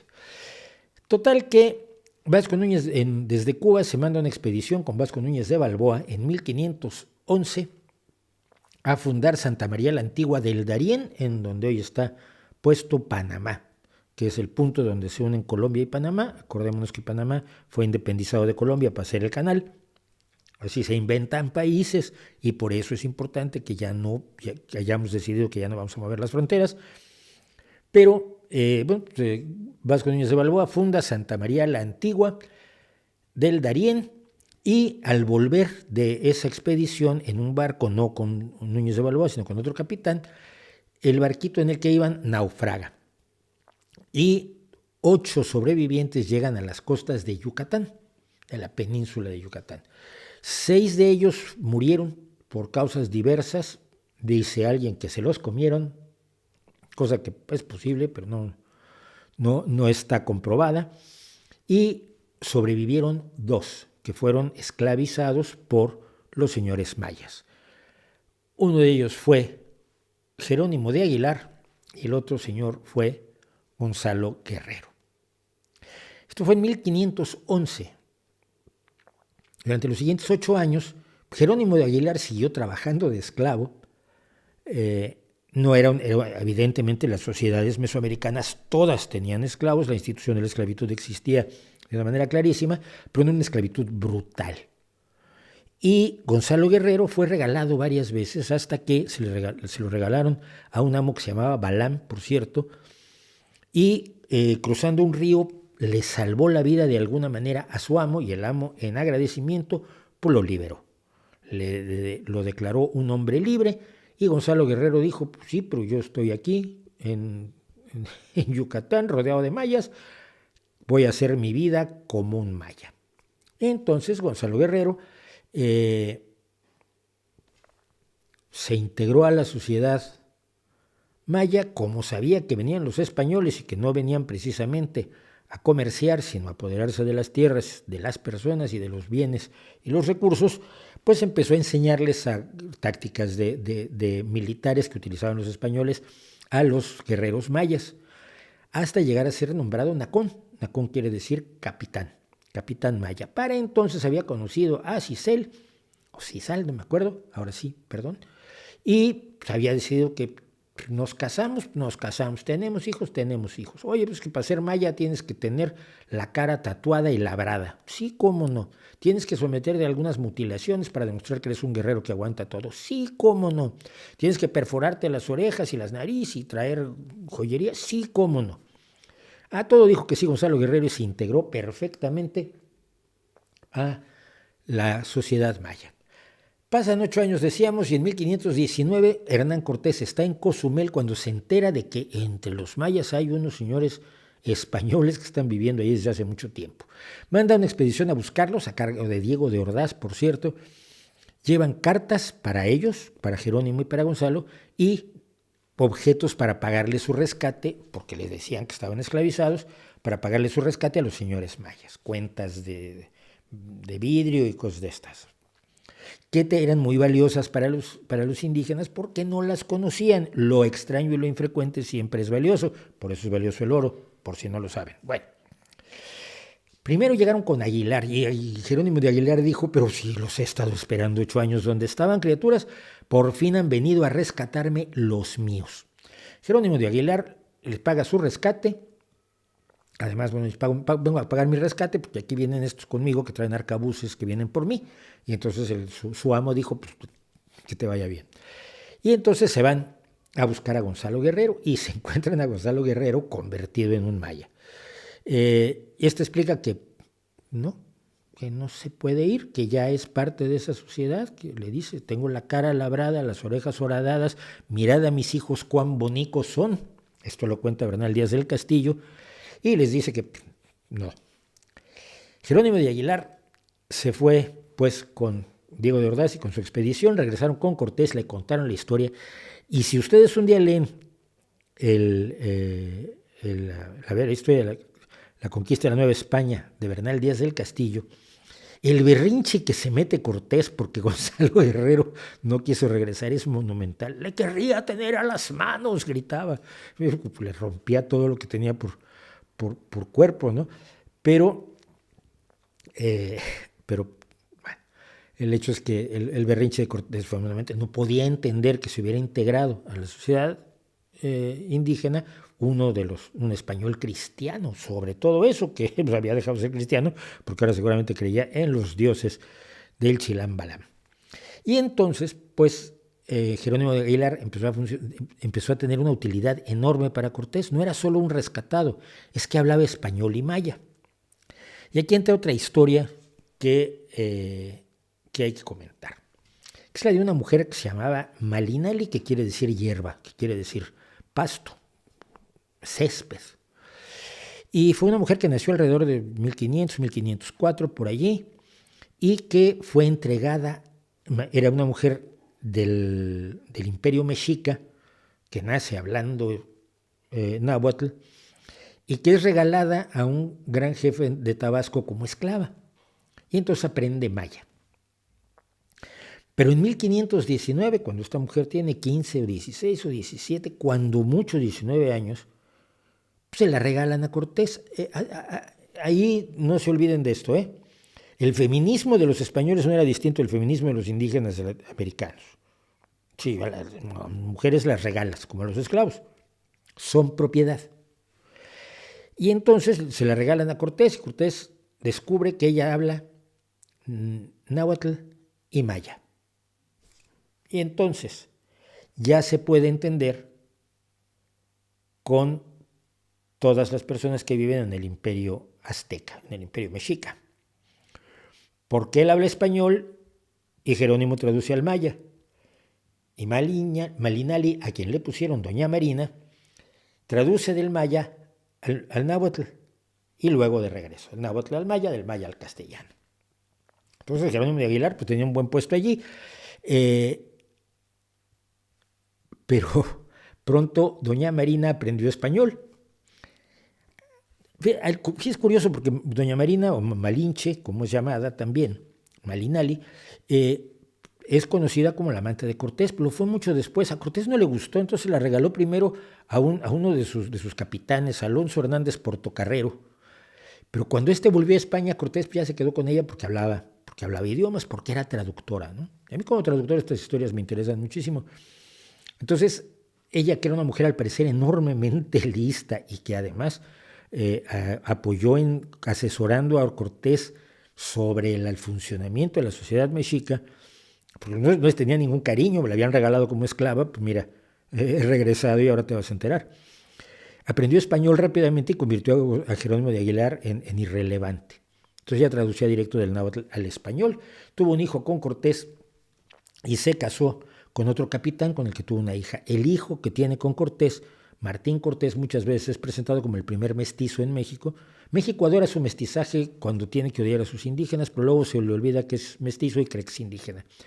Este juego de entre Jerónimo de Aguilar, doña Marina y Gonzalo Guerrero habla muchísimo de los problemas que tiene la identidad del mexicano, ¿no? O de muchos mexicanos por lo menos, y de las barbaridades que hacen gobiernos como el de López Obrador. No es el único, ha habido barbaridades así.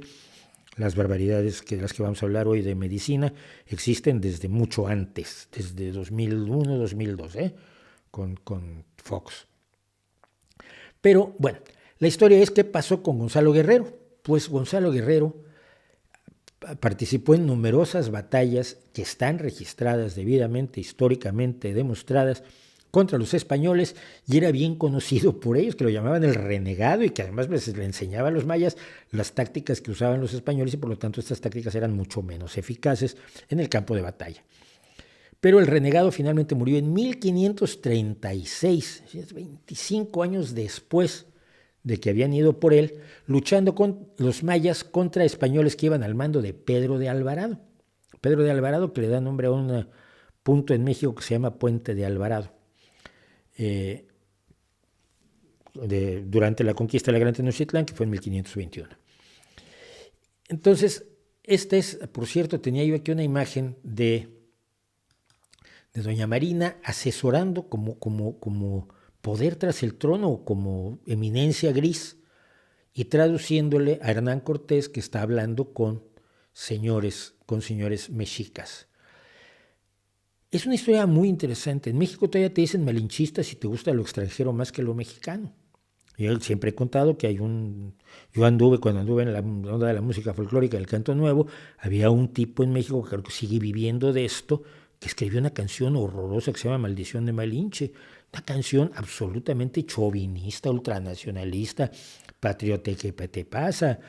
Una barbaridad tremenda. Pero en México se sigue llamando malinchista quien prefiere algo extranjero a lo mexicano, pero lo mexicano tiene que ser mejor, aunque el país esté en la ruina.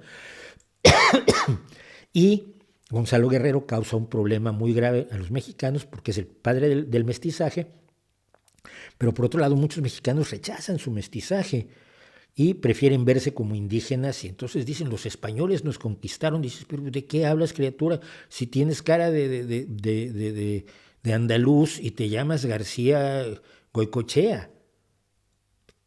¿Cómo que te conquistaron los españoles? Tú eres más español, o muy español, o algo de español. Tienes que todos los mexicanos tenemos algo de español. Yo tengo, eran 3/4 partes de español y cosas por ahí del resto de Europa, y luego tengo un 14% de zapoteca. Soy un mestizo como todos, pero yo no tengo problemas con ello, no. Pero muchas personas tienen un problema con eso porque quieren encontrar su identidad en el indigenismo, y entonces rechazan a Malinche, pero Gonzalo Guerrero les causa también un problema. Y en España, Gonzalo Guerrero fue maldecido y rechazado y considerado como lo peor de lo peor durante siglos, especialmente no por traicionar a los españoles, esto es lo más curioso, sino por abandonar la fe católica. Los cronistas, además, los cronistas que habían sido informados, ¿quién les informó a los cronistas cómo era Gonzalo Guerrero? Pues Gonzalo Guerrero no, ¿verdad? Quien les contó la historia fue Jerónimo de Aguilar, que es el que había naufragado con Guerrero, y entonces las historias que contó a los cronistas lo presentaban como un ser absolutamente extraño, inquietante, repugnante, traidor, renegado y todo lo demás. Y en España fue muy mal visto durante siglos, insisto, Gonzalo Guerrero. A Jerónimo de Aguilar le dieron una encomienda de varios pueblos, de los que vivió feliz de la vida hasta que murió. Y cuando se murió, a su esposa indígena que tuvo después, le quitaron las encomiendas. Esa es la historia, pues, de Gonzalo Guerrero y Jerónimo de Aguilar, que yo creo sinceramente que todos los españoles deberían conocer, sobre todo los españoles que están conscientes de la historia y del fenómeno de la conquista de América por parte de las fuerzas españolas, y que deberían conocer los mexicanos porque les permite, yo creo que les permite odiar un poco menos una parte de sí mismos.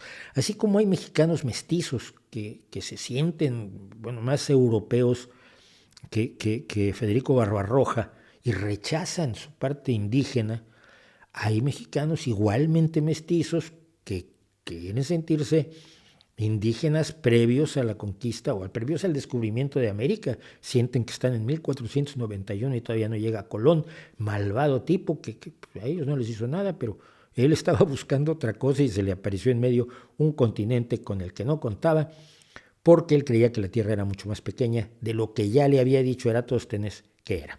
Ahí los dejo con esa historia. Vamos a tomarnos un pequeño descanso como hacemos siempre. 305 personas, 213 me gustas, muchísimas gracias. 7 no me gustas. Mira, me encanta que vengan a esto. Volvemos en un par de minutos.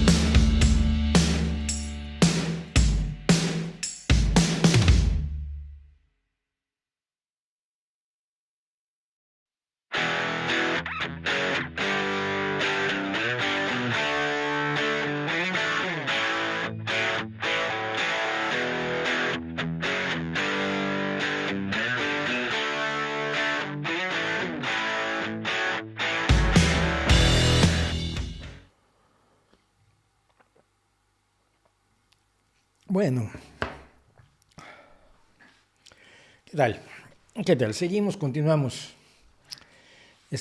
Vamos a dedicar un ratito al chat, que no lo he visto. ¿El sufrimiento de los animales será visto en el futuro de la misma forma en que la esclavitud es vista hoy? No, yo creo que ya lo vemos como la esclavitud. El sufrimiento de los animales no es bueno.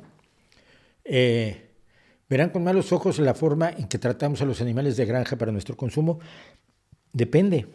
¿Cuáles animales de granja? ¿En dónde? Hay lugares donde se les trata muy mal y hay lugares donde la matanza es terriblemente sangrienta y dolorosa, y hay lugares donde se lucha por tenerlos en buenas condiciones y luego hacer una matanza que no sea dolorosa, una matanza que sea rápida, eficaz y demás. Entonces creo que son cosas distintas y no se pueden igualar. Es un problema que tienen los activistas que lo pretenden igualar todo, absolutamente. Supersticiones en el crecimiento del cabello, me dice Carlos Saldívar, que es barbero en México. Pues mira, no las conozco, esto es muy curioso. Yo sé que los vendedores de crecepelo siguen funcionando de una manera extraordinaria, fracasando en su labor por hacer crecer el cabello, pero con un éxito enorme en la venta de sus productos y de sus promesas, de sus pócimas, mejunjes y prácticas, masajes, electricidad. Había uno, el otro día vi uno que es delirante, es un casco que tiene luces LED rojas, pero te dicen que son láser para que crezca el pelo. Y lo puedes comprar en Amazon. Un casco con luces rojas para que te crezca el pelo. O sea, el negocio sigue allí. No, no lo sé y me interesa mucho, fíjate. Como, por cierto, verás que ahora traigo bigotes con encerados, que esto es una novedad. ¿Qué opinas sobre el estoicismo? No sé qué es el estoicismo. Bueno, el estoicismo era una filosofía que practicó, el del barril, hombre, el que cuando llegó Alejandro Magno, dice la leyenda, le dijo, ¿puedo hacer algo por ti? Le dijo, sí, quítate, me está tapando el sol. Ese es el estoicismo, esa es la filosofía estoica, es una de las filosofías, si mal no recuerdo, pero es presocrático. Ahora sí ya, me vas a hacer buscar en internet, pero bueno, lo tenemos aquí, ¿no? La Escuela de Filosofía de la Antigua Griega y Roma a principios del siglo III, ¿no? Es mucho después de Sócrates, son casi 1000 años después. La filosofía de vida que maximiza las emociones positivas en contra las otras filosofías que tenemos, que lo que hacen es maximizar las emociones negativas. ¿Como cuál, por ejemplo? No, ¿verdad? Reduce las emociones negativas y ayuda a las personas a afilar sus virtudes de carácter. Sí, claro, porque nosotros tenemos virtudes de carácter, nunca tratamos de mejorarlas, siempre tratamos de empeorar. Pues es lo que dice el internet. Y luego no le hagas caso,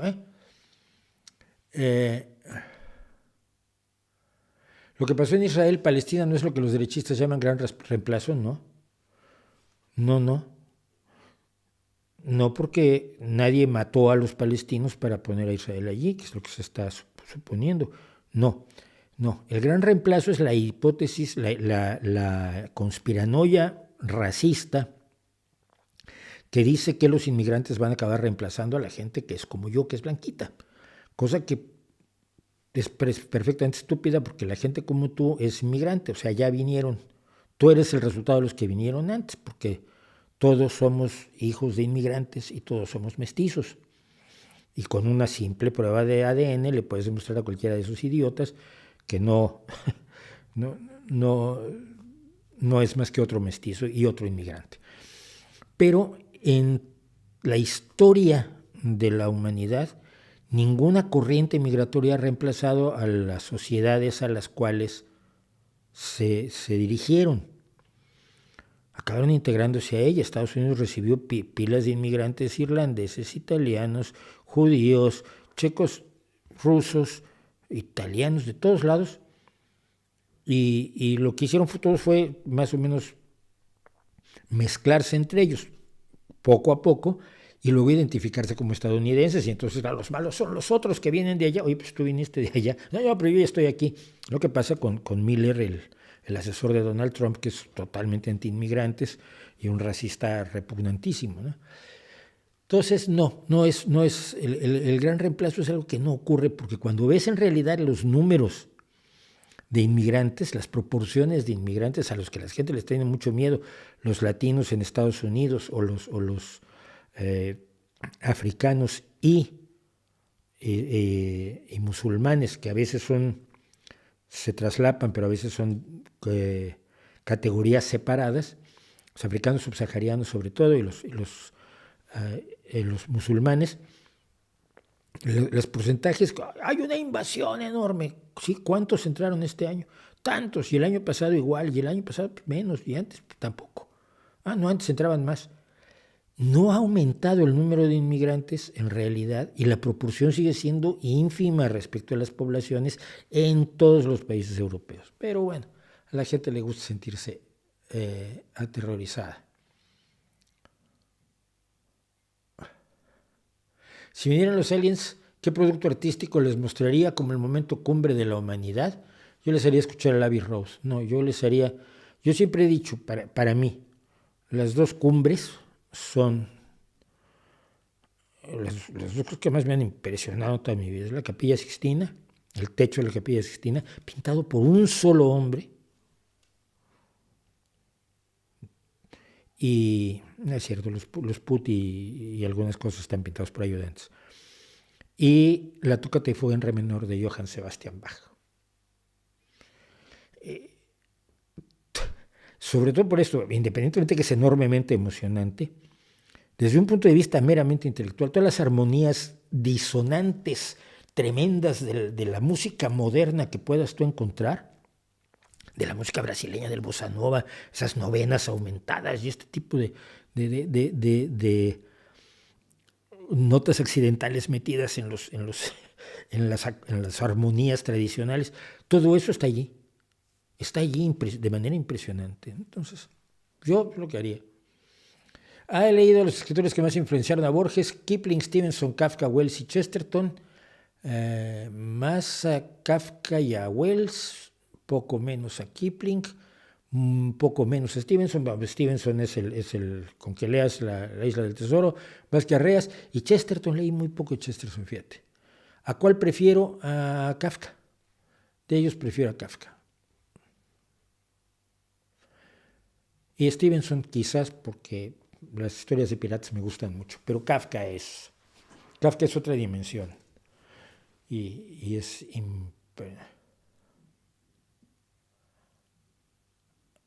No te voy a responder, Abdel, por la forma en que lo estás planteando, que lo sepas. ¿Es preocupante el éxito de Milei? Pues sí, pero si eres demócrata, te lo tragas. Luchas contra él, denuncias lo que haga mal, pero si eres demócrata, pues lo aceptas y ya. Mi bigote es genial, pues es nuevo, pero me está cayendo bien. Los conservadores dicen que México es católico y debemos mantener los valores cristianos. Sí, pero es una barbaridad, porque si quieres ser indígena, pues lo que tienes que es adorar a Huitzilopochtli y a Coatlicue y a Tlaloc, y no a Cristo, ¿no? ¿Ha leído a Sor Juana Inés de la Cruz algo de su poesía? He escuchado a algunos escritores que dicen que es la mejor escritora que ha dado México. No creo, ¿no? Yo creo que hay escritoras de enorme entidad, incluso dentro de la poesía. Es una Rosario Castellanos, por decir una. Y Sor Juana Inés no escribe prosa. Entonces ahí estaría excluyendo a todas las novelistas mexicanas.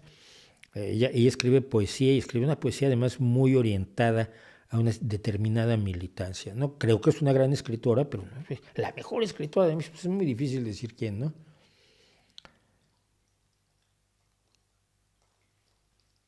Quisiera conocer tu opinión sobre los haters y militantes conservadores de las redes en su lucha contra Disney y en las películas donde aparecen superhéroes, superheroínas o mujeres poderosas. Porque son bobos, ¿no? Porque es una fantasía, está dirigida a que las personas a las que les emociona esa fantasía, pues la disfruten, ¿no? Si no quieres que tenga mucha influencia en tu sociedad, no le hagas caso. Mira, inflaron con su reacción una película malísima como Ghostbusters, el remake hecho con actrices. Y el problema de la película, para ellos, era que tenía actrices. El verdadero problema de la película es que era mala. Mala, pero de dolor. Entonces, le dan una relevancia a cosas que no la deberían tener, porque son como los tontos de la política de identidades. Son idénticos. No les importa la película, la actuación, la dirección, la fotografía, la narrativa, el que te rías o no te rías, o te incomodas o no te incomodes. No, lo que les importa es si son mujeres o son personas con la tez de color oscuro, o si son indostanos, si son mexicanos. Están viviendo la misma locura que la política de identidades, que es fijarse en la gente por lo superficial y olvidarse que todos somos iguales. Y luego se lanzan contra películas que tienen un éxito enorme como Barbie, que a mí me gustó muchísimo, ya lo dije, me la pasé como Dios, muy bien, pero se fijan en lo menos importante y por lo tanto no les quiero hacer demasiado. ¿Cuál es su truco de magia favorito?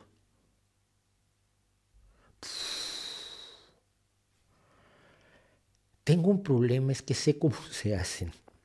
Conozco muchísimo de magia. No la sé practicar, pero La conozco, tengo multitud de amigos magos, he estado cerca de la sociedad, de un círculo mágico en México, fui amigo de Randy, he estado en congresos de magos, pero mi truco favorito, no lo sé, no lo sé. Quizás el escapismo más tipo Houdini, la jaula de el tanque de agua, me impresionarían especialmente. Pero no sé que Randy salía en 2 minutos y luego se pasaba un rato haciéndose tonto atrás del escenario antes de salir, como si acabara de salir de la trampa de agua, de la jarra de agua, de la jarra de leche donde se metía Randy. No lo sé, me gusta mucho la magia de cerca. Me gusta mucho la magia de cerca, con cartas, con monedas, pero quizás lo que más me gusta es la magia de cerca, porque allí es habilidad, no son aparatos, no son preparativos, no son cosas preparadas, sobre todo si haces las cosas con un mazo de cartas que te traiga alguien del público, todo es habilidad, y entonces, y presentación, ¿no?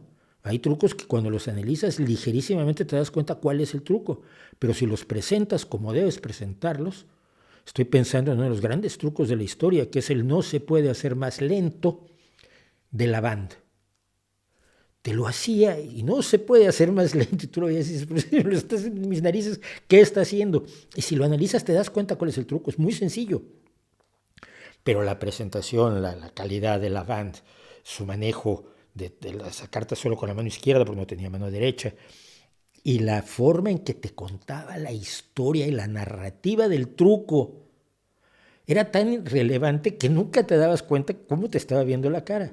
Fíjate, ese es un truco que siempre me impresionó, porque lo sé cómo se hace, pero hacerlo como la banda solo lo podía hacer la banda. ¿Qué voy a opinar? Que Milei quiere eliminar el Ministerio de Educación, Obras Públicas y Salud, que es una estupidez profunda y que va a afectar a muchísima gente antes de que se demuestre que son cosas necesarias, que las pueden haber manejado mal otros gobiernos, no voy a negarlo, es muy posible, pero acabar con ellos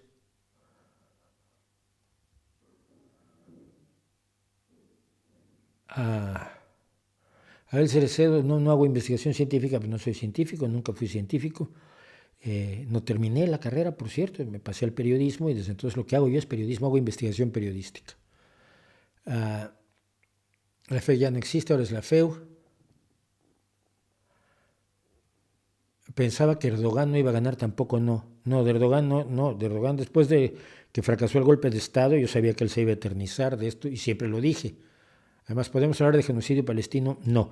A ver, podemos hablar, sí, pero la palabra genocidio está definida en el Convenio Internacional contra el Genocidio, precisamente de 1948, de las Naciones Unidas, y de acuerdo a sus términos no se está cometiendo un genocidio contra el pueblo palestino.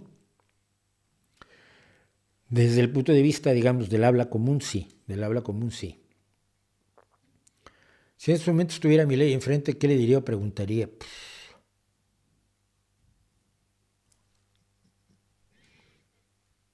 No lo sé, es el tipo de cosas que tendría que pensar. Así, rápidamente le preguntaría por qué cree que la educación, que los seres humanos no tienen derecho a la educación. Es una de las cosas más raras que yo recuerdo que le oí decir, ¿no? Obrador reconstruirá 250,000 casas en Acapulco con un sistema de autoconstrucción y que no es cosa del otro mundo porque la mayoría de los hogares los hacen las mismas familias. Es una estupidez. Es una estupidez y evidentemente es una forma de no invertir recursos en la reconstrucción, ya no de las casas, de las vidas. Toda esa gente trabajaba en el turismo. La recuperación del turismo es fundamental y no va a ser como fue.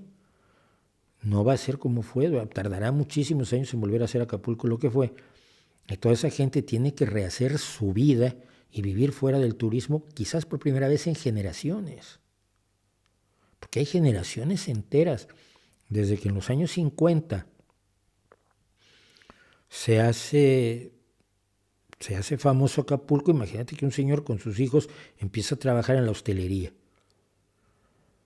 y tiene un hijo de mi edad, un poco más, incluso mayor que yo. Pues ha habido allí 3, 4 generaciones que han estado viviendo del turismo, es muy grave. ¿Cuáles son las diferencias en narcocapitalismo y neoliberalismo? Ambas pugnan por privatizar lo público y achicar el Estado, sí, pero el neoliberalismo no niega el Estado. El neoliberalismo necesita el Estado para proteger el libre mercado y necesita el Estado para proteger las condiciones de la economía. El neoliberalismo es un laissez-faire controlado por el Estado o con un Estado lo suficiente, mientras que el anarcocapitalismo pretende la desaparición absoluta del Estado. Entonces, son gradaciones. En medio está el minarquismo, que es el del Estado más pequeñito posible, pero que todavía se quede. Son las gradaciones del liberalismo económico, por así decirle, nada más, sin contar el liberalismo social, que hacen que uno sea más extremo que otro. Creo que una persona que pretende ser presidente de un país debería conocer la diferencia entre ambas, los matices entre el neoliberalismo, que llega a promover un Ronald Reagan desde el Estado o una Thatcher desde el Estado, a un anarcocapitalismo que pretende la abolición absoluta del Estado, como toda anarquía, si no, no sería anarco.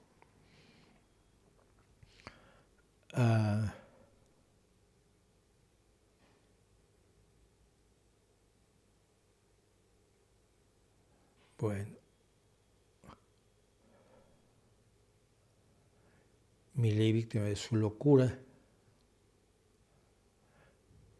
Definición de locura por un zurdo: querer el bienestar, el progreso, la disminución del Estado, el retorno de la libertad. ¡Qué ignorantes! No puedes aumentar el bienestar disminuyendo la justicia y la igualdad. Al incrementar la desigualdad y al admitir la injusticia como la forma fundamental de organización del Estado, no puedes alcanzar el bienestar ni el progreso. El progreso se consigue por toda la sociedad o no se puede conseguir. Es la mentira de llamar libertad a aquello que es precisamente la cancelación de una serie de libertades y derechos. Cuando hablas ya de un zurdo, estás diciéndome que tú no entiendes lo que es la izquierda. ¿Qué es el pensamiento de izquierda? ¿Qué elementos válidos tiene el pensamiento de izquierda? ¿Por qué considera que la gente tiene derecho a no morir de hambre? La gente tiene derecho a la educación, tiene derecho a la salud, tiene derecho a una dignidad mínima de vida y tiene derecho a una protección en contra de los otros poderosos, de quienes tienen sobre todo el poder económico y religioso. La visión de Milei es no, nadie tiene derechos. El único derecho es el derecho del más fuerte, del que tiene más dinero, del empresario, del rico, del financiero, del cura, del poderoso, que puede eternizar su poder ejerciéndolo de manera sin control alguno sobre todos los demás. Eso es llamar bienestar a lo que ocurrió en los inicios de la Revolución Industrial, cuando la gente vivía en la más absoluta miseria, trabajaba 14 horas diarias y los niños perdían dedos trabajando en las textileras y recibiendo el 30% del sueldo que los adultos. Ese es el mundo que quiere Milei. No me digas que es bienestar y progreso, por favor. No lo es. No lo es. Y tampoco es libertad. No puedes tener una sociedad libre mientras tienes algunos que son esclavos. Porque una sociedad que cree en la esclavitud está partiendo de la base de que la falta de libertad es beneficiosa. Así que no me cuentes historias de que Milei está en favor de la libertad, porque no lo está. Simple y sencillamente es una frase guay, como los populistas dicen siempre estar a favor de cosas de las que no están a favor.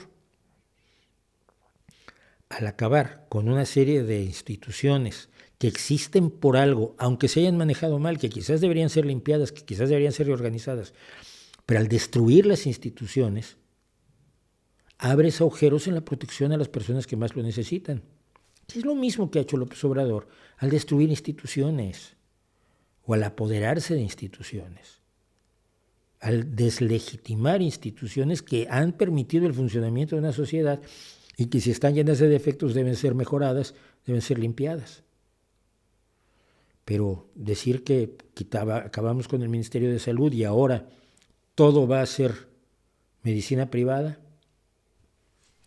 vas a acabar como en Estados Unidos, que tiene la más cara sanidad del mundo y la peor para la mayoría de la gente. Bueno, ¿quién más? No voy a seguir me van a perdonar que no siga mucho con el chat, pero hay cositas que quería yo contar hoy y que me parecen importantes. Y una de ellas es esta precisamente que tiene que ver con la medicina en México, la degradación de la medicina en México. Bien, decía yo que desde hace mucho tiempo se han exaltado las prácticas curanderiles tradicionales como si fueran tan valiosas como la medicina. En mi libro La Izquierda Feng Shui, que tengo allí, que estoy promoviendo, no sé por qué, porque ya no está a la venta más que en electrónico, cuento la historia precisamente de cómo se inició la idea de que la medicina era mala, entre otras cosas, porque acababa con el dolor, cuando el dolor es importante para crear carácter. Es una visión muy fascista, pero la tenía un sujeto cuyo nombre ahora no recuerdo, pero ya me acordaré de él. Un psicoanalista, cura, que estuvo aquí en México.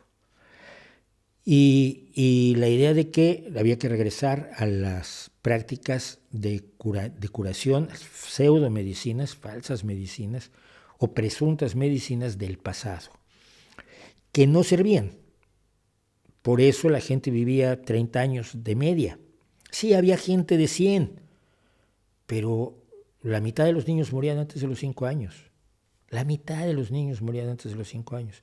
Entonces la esperanza media de vida era de 30 años, 24, 28, 29. Había enfermedades que eran absolutamente incurables, la viruela, la diabetes o intratables, todo tipo de infecciones. No podía hacer nada. Esas prácticas contra la lepra o contra la sífilis estaba simplemente inutilizada.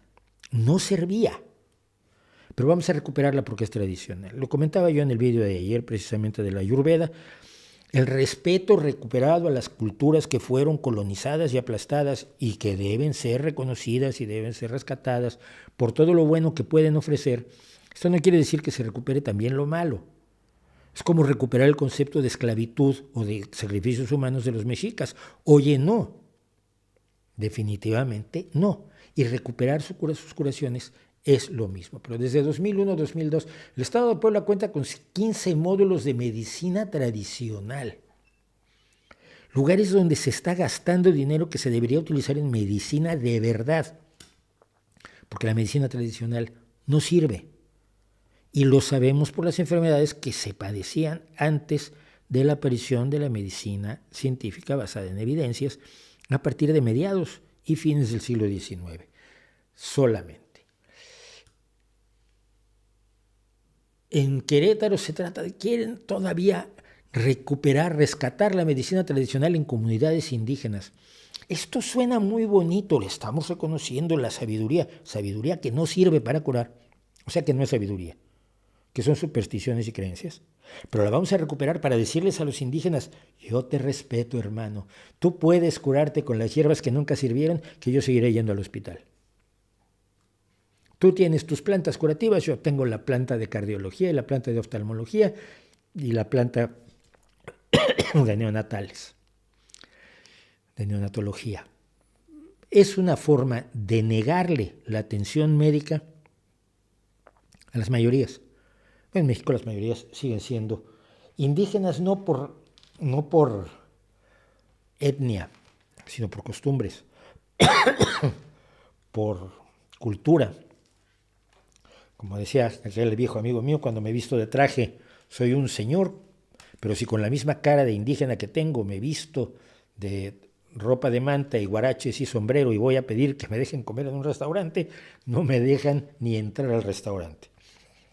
Bueno,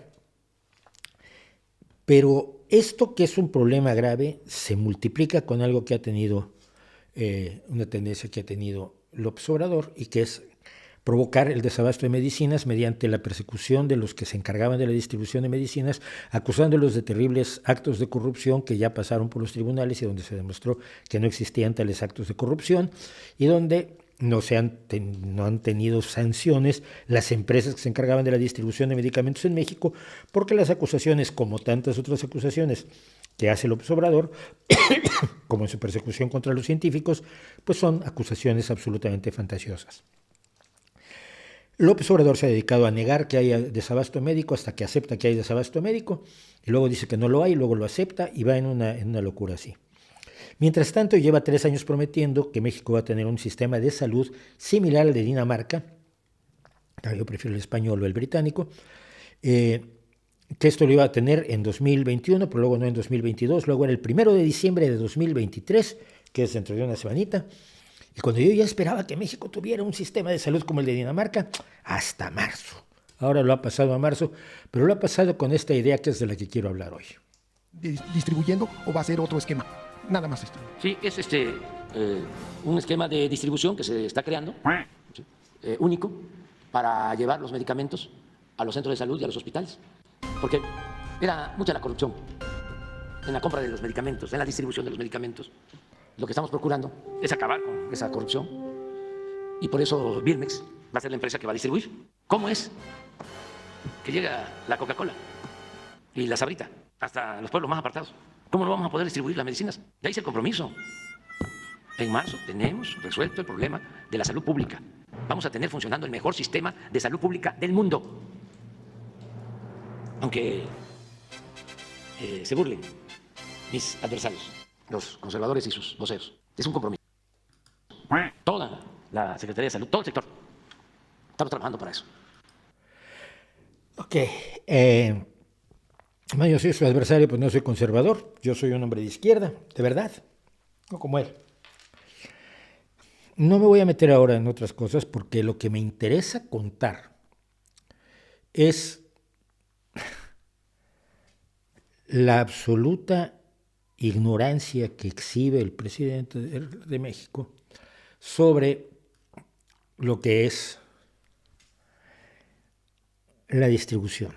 Miren, yo porque trabajé muchos años con empresas que dependen de la distribución, trabajé en empresas de comunicación que atendieron a Sabritas precisamente, a PepsiCo, a Pepsi-Cola, a cervecería, cuando era cervecería Cuauhtémoc, que luego se fusionó en una super mega cervecería, pero cuando yo trabajaba con cervecería Cuauhtémoc en Monterrey, iba yo a Monterrey a hablar de la comunicación de las distintas marcas, ¿no?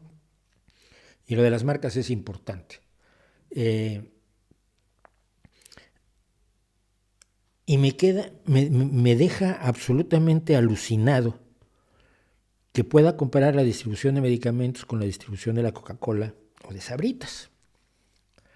Evidentemente, desde sus inicios, la Coca-Cola tiene un sistema de distribución admirable. Cubre países enteros de una manera eficacísima.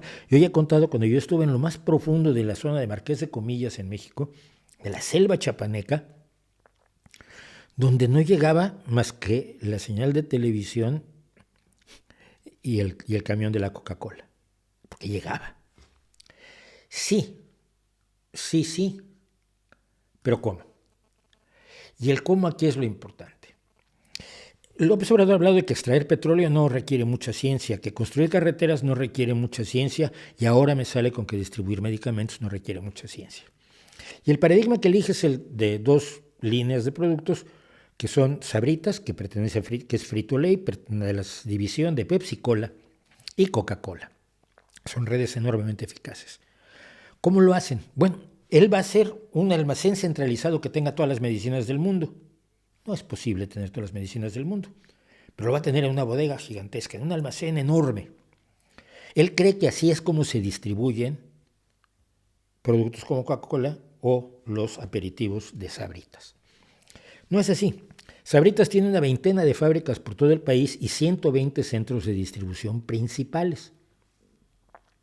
Coca-Cola tiene 20 embotelladoras y 16 centros de distribución, más otros centros de subdistribución.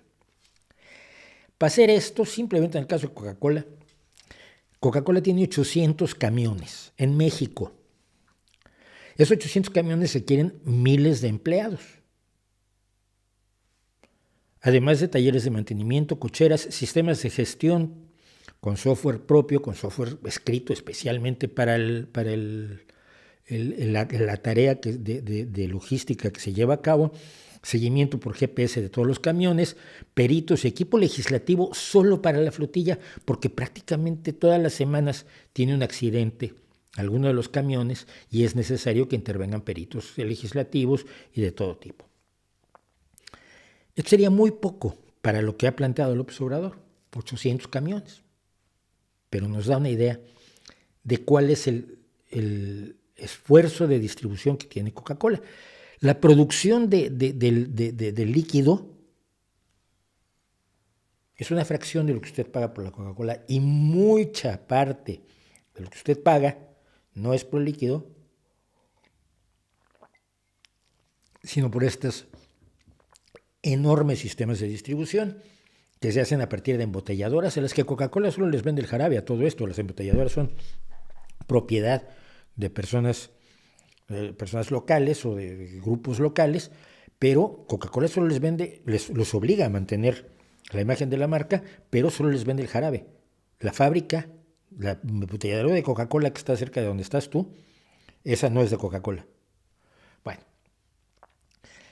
Coca-Cola y Sabritas tienen unas pocas líneas de productos que vende Coca-Cola. Bueno, pues vende 3 o 4 variedades de Coca-Cola, Light, 0, 00, quizás Cherry Coke, tiene otras varias marcas, tendrá que 12, 25, menos de 50 líneas de productos que vende, ¿no?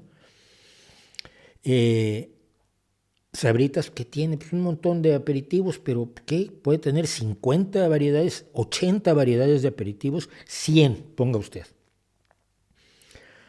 En medicamentos hablamos de miles de líneas de productos. No puedo encontrar la cifra en México, pero en España hay autorizadas 13,000 líneas de productos, 13,000 medicamentos que se utilizan y están a la venta todos los días. 13,000, no 100, no 50, no 20. Productos que además tienen que distribuirse selectivamente. Tú la Coca-Cola la llevas a todas las tiendas. Cada ruta de camión tiene sus tiendas y todas las tiendas les pone lo mismo. Pero los medicamentos se distribuyen selectivamente. Si tienes un hospital de oncología, pues no le vas a llevar grandes cantidades de medicamentos de neumología o de no sé, para acelerar el parto. Vas a llevar los medicamentos oncológicos que se necesitan en un hospital de oncología. La distribución de esos miles de líneas, que son probablemente más de 10,000, implica que muchas de ellas son refrigeradas, es decir, que tienes que tener camiones refrigerados. Un aparato enorme que no se monta en 3 meses, de diciembre a marzo, 4 meses, con una inversión elevadísima y un gasto corriente bruto, que tienes a esos miles de personas trabajando solo en la distribución, que tienes todo el sistema que está detrás para mantener ese sistema de distribución, que tienes el gasto de reparación continua de camiones, de reparación continua de máquinas, de supervisión, de personas que están supervisando que los medicamentos que salieron en el camión lleguen al lugar donde tienen que llegar y no se vendan en el camino irregularmente. Esto requiere además expertos en logística, en cadena de suministros, administradores experimentados y deseamos miles de empleados. Empezar a hacer algo así desde cero, porque todos estos mecanismos de distribución que existen y que tienen estas 2 megaempresas multinacionales no se hicieron en 4 meses, se desarrollaron a lo largo de los años. Empezaron distribuyendo un espacio pequeño y fueron ampliando sus redes conforme sabían mejor cómo hacer las cosas, entre otras cosas. Levantar desde cero un mecanismo así donde está en juego la vida de gente, cosa que no pasa con los refrescos y los aperitivos, definitivamente, es una tarea colosal que yo no veo que se esté emprendiendo. Es decir, una inversión colosal, gigantesca, que ya debería haberse hecho, ya deberían estar licitados los camiones, ya deberían estar en entrenamiento los miles de trabajadores que van a utilizar los protocolos de conducción y de manejo de los camiones que tiene que tener la empresa, porque son no solo los del reglamento de tránsito, sino tienen sus propios protocolos para garantizar la seguridad y eficiencia del sistema de suministro. Ya deberían estar retrasadas las rutas, ya debería estar escrito el software y estar en pruebas. Y nada de eso se está haciendo, porque si se estuviera haciendo, López Obrador ya lo estaría presumiendo. Vamos. Esto es simple y sencillamente un capítulo más de los cuentos del tío Andrés Manuel, que se cuentan para mayor gloria de él, porque él lo va a lograr, aunque de él se rían sus enemigos y adversarios, los conservadores. No lo está haciendo para los pacientes, no lo está haciendo para los niños con cáncer, no, lo está haciendo para demostrar que él es maravilloso, tan maravilloso como él cree que es, jugando con la vida de otros, prometiendo lo incumplible, y mostrándonos que la ideología del del narcisismo populista, cree que el deseo hace realidades y abre espacios en la historia, y ni hace realidades ni abre espacios. Lo siento muchísimo. Y es vergonzoso ver a él, un jefe de Estado de la 15ª economía mundial, poniéndose en evidencia de esta manera. En fin.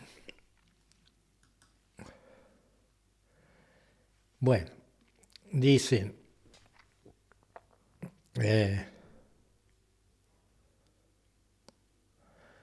después de ver tu video del Pantera, busqué historietas de él y me encantaron. La novela está genial. No conocía la novela, pero eran geniales los cómics del Pantera. Yo era súper fan del Pantera, por eso acabé siendo amigo del ex panadero que escribía el Pantera.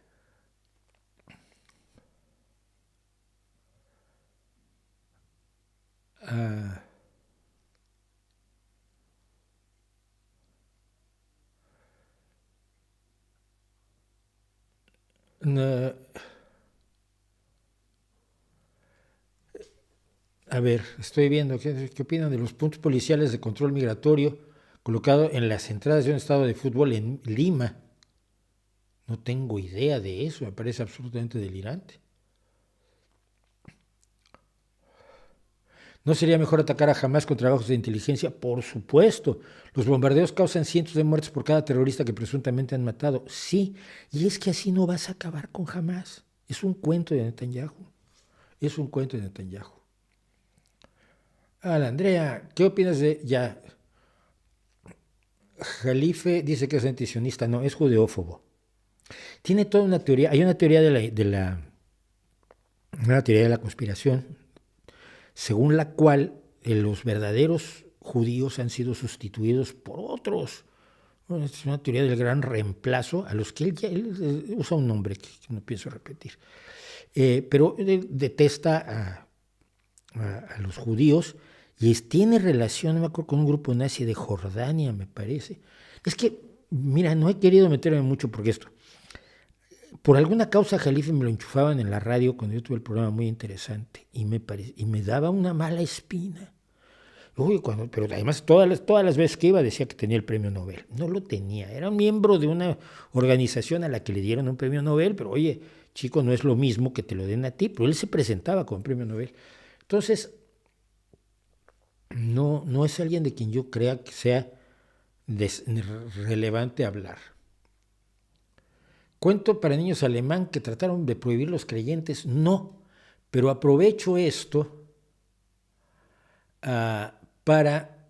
¿Es un Ricardo? ¿Hay alguien que cree que me llamo Ricardo? No sé quién es Mr. Beast ni qué pozos hizo en ningún lado.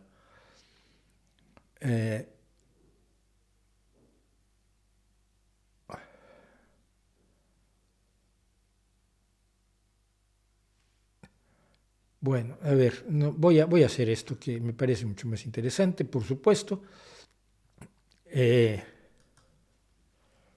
Cuentos infantiles. Voy a contar una historia de cuentos infantiles que creo que se relaciona muchísimo con la forma en que ha evolucionado la moral social. Y aquí evidentemente el avance de la moral social tiene excesos y tiene extremos y tiene absurdos como los de lo que yo llamo wokismo, que no es lo que llaman wokismo los ultraconservadores, porque para ellos yo soy super woke, que no, para nada. Es decir, estos extremos de yo soy antifascista, hombre, yo también, ¿quién va a ser profascista? A ver, algunos pocos, pero no, lo correcto es ser antifascista. Vale, pero tienes que ser antifascista como yo y estar en contra de todas estas cosas contra las que yo estoy. No, habíamos quedado que estábamos contra el fascismo, aquellas cosas hay que valorarlas. No, entonces tú eres un maldito fascista. Vale. Bueno, pues, hay que estar en favor de la justicia social, hombre, sí. La gente que no tiene culpa de su situación tiene que ser apoyada y protegida. Hombre, los más desprotegidos en la sociedad hay que garantizarles un mínimo de atención. Y viva la justicia social. Y si se explotan pagándote sueldos de basura mientras se está enriqueciendo el otro, pues hombre, hay que luchar porque te mejoren los sueldos y las condiciones de trabajo y que no pierdas la mano en la fábrica, aunque tenga que prepararse una maquinaria que tiene unos sistemas especiales que cuestan dinero para que entonces cuando tú preparas la máquina para que haga una prensa hidráulica, pues para que baje la prensa tienes que tener las dos manos en dos controles que no puedes operar con una sola mano porque eres muy listo. Y entonces, como tienes que tener los dos controles, así evitamos que te aplastes las manos en las prensas hidráulicas, como lo hacían los obreros del pasado. Todo eso es justicia social. ¿Estamos de acuerdo con la justicia social? No, pero aparte tienes que creer en tales y otras cosas. Y en las teorías de Judith Butler, no creo en eso. Entonces tú estás en contra de la justicia social. No. Pero sí ha habido un avance moral en las sociedades. Y ese avance de las sociedades creo que lo revelan muchísimo los cuentos originales del pasado. Los cuentos de niños que contamos y conocemos hoy y que Disney disneyficó y suavizó enormemente porque no está bien enseñarles a los niños ciertas cosas y enseñarles a los niños que es bueno vengarse de alguien poniéndole zapatos de hierro al rojo vivo. Vamos a llegar a eso. Y que nuestra sociedad pues, ya no celebra la tortura, la esclavitud, el canibalismo y estas cosas.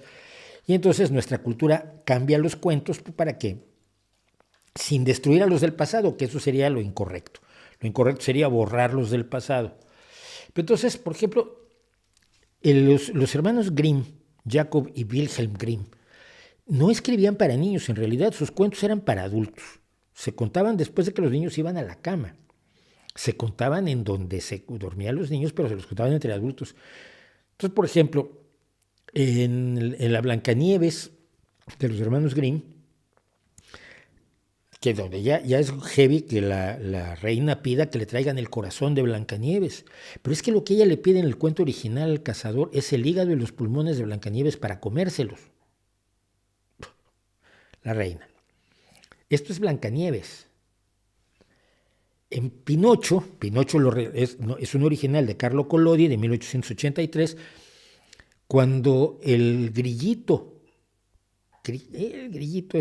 la conciencia, Pepe Grillo, la conciencia de Pinocho, se ríe de la cabeza de madera que tiene Pinocho, Pinocho le lanza un martillo y lo mata. Plancha el grillito. ¿Se imaginan en la película ahora que el muñeco mate al grillito? Sería terrible. Pero finalmente, bueno, en la novela original cuelgan a Pinocho de un árbol y se ahoga. La Sirenita de Hans Christian, en la Sirenita de Hans Christian Andersen, por ejemplo, la Sirenita consigue piernas a cambio de su voz. Y entonces le quita la voz mágicamente a la bruja, ¿no? No. En realidad, en el cuento le corta la lengua y la guarda.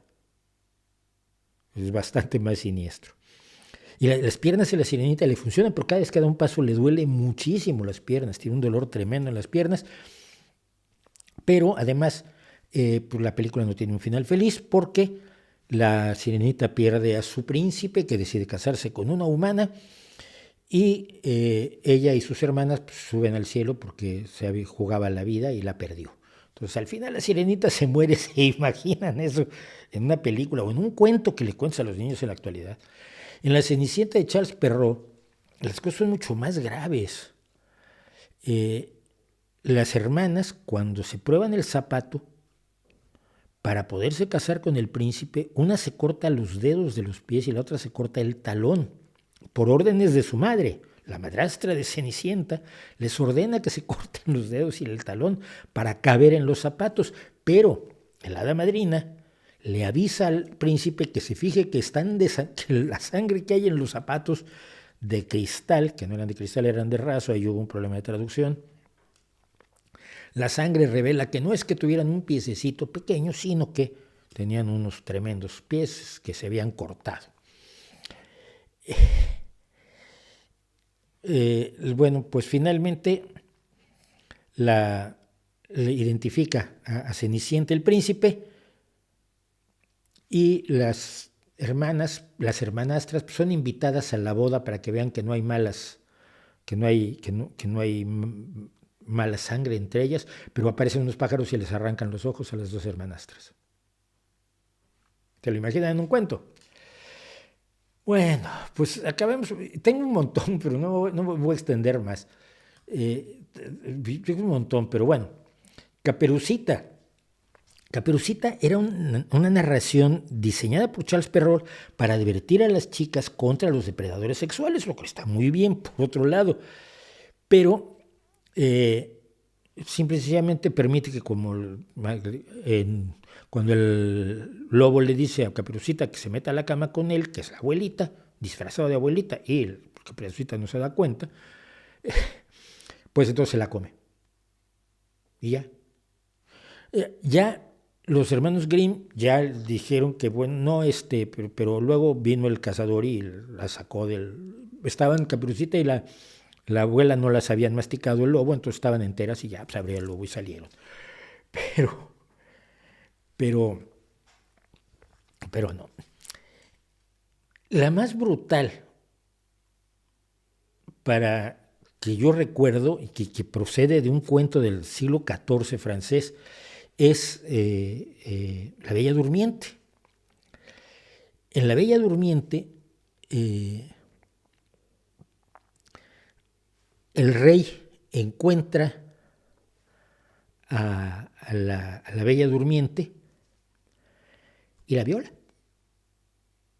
Entonces ella sin despertar, tiene un bebé, pero el bebé cuando crece, pues está jugando con él, le muerde el dedo, está jugando con ella, le muerde el dedo, y entonces a ella se le sale la astilla de la rueca que le había causado que estuviera dormida. Y entonces ya despierta y se entera de que ahora es madre. En otra versión, en la historia de Giambattista Basile de 1634, es un rey el que embaraza a la dama dormida, que da a luz a unos gemelos. Entonces, cuando la reina se entera de esto, que tiene una amante dormida, el rey es tremendamente siniestro, manda al cocinero para que traiga a los niños para comerlos, para cocinarlos y comérselos. Entonces, el rey, cuando se entera del plan, hace que maten a su reina y ya se queda con la chica que despertó. Son historias tremendísimas. ¿Qué ha pasado? Yo creo que lo interesante es preguntarnos qué ha pasado. Como sociedad vemos el mundo de manera distinta, y esto lo demostraba Pinker en su libro sobre los mejores ángeles de la humanidad. Hemos aprendido a rechazar cosas que para los antiguos eran perfectamente normales. Desde la violación o la propiedad de la mujer, como mencionábamos en el regalo de mujeres durante la conquista española en Mesoamérica, y que practicaban tanto los españoles como los mesoamericanos, mientras no se casaran, porque entonces ya no era cristiano. El uso de la mujer como moneda de cambio prácticamente, como regalo, como propiedad, como objeto. La tortura, la esclavitud, la aparición del pacifismo, el rechazo de la pena de muerte, el rechazo de las penas de humillación, la pena de humillación, el cepo donde metían a la gente con la cabeza y las manos, era una forma de humillación pública. Y lo que hacía la gente era aquel que estaba en el cepo esa semana, pues no lo miraban feo y se reían de él, le lanzaban heces fecales y lo humillaban de todas las maneras posibles mientras estaba en el cepo. Creo que el cepo es una institución más británica, más anglosajona que que latina, por cierto. Pero las penas de humillación, el marcado a hierro, etcétera, etcétera, existían en todo el mundo. Hoy se rechazamos en casi todos los códigos penales las penas degradantes, las penas humillantes, las penas de mutilación, las penas de marcas.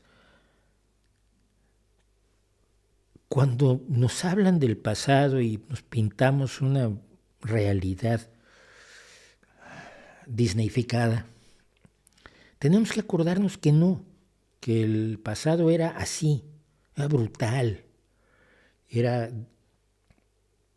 cruel, enormemente cruel. Despreciaba muchas cosas a las que hoy les damos aprecio. Y esto habla, perdón, esto habla de un avance, de un progreso real en la moral humana. Los romanos abandonaban a sus hijos, simplemente los dejaban en la calle para que murieran de exposición. Esto nadie lo haría hoy. Y la cultura romana era maravillosa. ¡Ay, sí, qué bonito haber sido legionario romano! No. Había brutalidad y había crueldad y había bestialidad y había una visión sangrienta, sanguinaria y confrontacional que vamos superando poco a poco y que se nota en nuestras leyes y en nuestra práctica cotidiana. Y creo que siempre es bueno entonces que recordemos, para no olvidar este detalle, lo que eran esos cuentos para niños, donde algunos sí eran para niños, pero buscaban enseñarles a los niños que sus acciones malvadas tenían consecuencias, como en el caso de Hansel y Gretel, cuando casi se los come la bruja. Ay. ¿Y qué me dicen?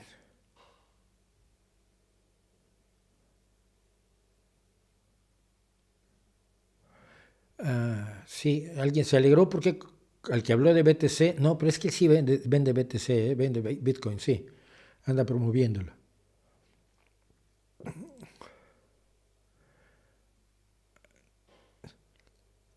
Habla Andrea en los tres cerditos, por ejemplo, en la original de los tres cerditos, a los dos primeros se los comen, no es que huyan a la casa del otro, no es que se los zampa el lobo, el tercero es el único que sobrevive.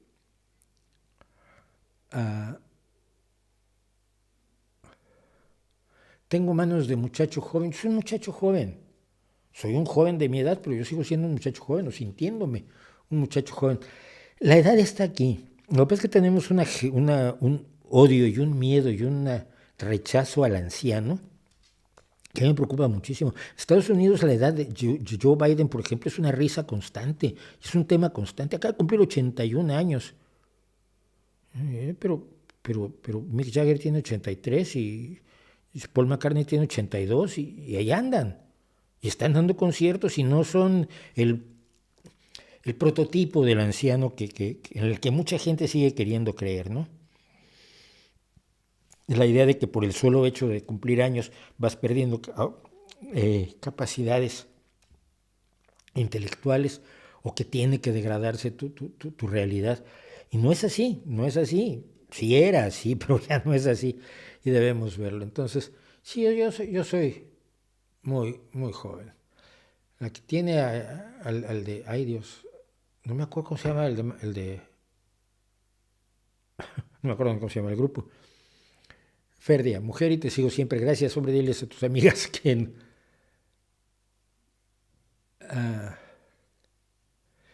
este momento TikTok está rompiendo en ese rango de edades. Sube algunos clips y ahí los jala para ahí. Subo algunos clips. ¿Cuánto es el límite de clips de TikTok? Es que no tengo, a ver, el problema es este. Creo que tienes toda la razón, Selvita Minino, pero tenemos un problema. No me da la vida. Esa música, para los que oyen el podcast nada más, no me da la vida. Entonces, no puedo dedicarle tiempo a estar buscando clips y cortarlos. Si alguien lo hace, se pone en contacto conmigo y lo hace como voluntario, que es como dar un apoyo brutal en Patreon, lo hablamos. Pero yo no puedo hacerlo, no tengo tiempo. Si alguien me dice, mira, este clip de tal a tal minuto, yo lo puedo cortar y subirlo a TikTok. Pero estar yo eligiendo y revisándome todo lo que hago, que es un montón de material. Son 3 horas y media a la semana. No puedo, ojalá pudiera.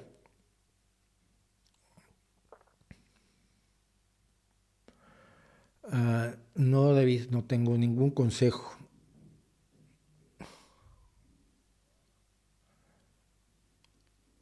Sí, Sky, ahora están surgiendo las mujeres. También por ese lado, no sé cuántos de las estadísticas que me da YouTube son de la gente que dice cuál es su género o sexo, cuál es su edad. Y por supuesto hay muchísimas personas que no dan eso, entonces los datos que me da YouTube también pueden estar bastante sesgados.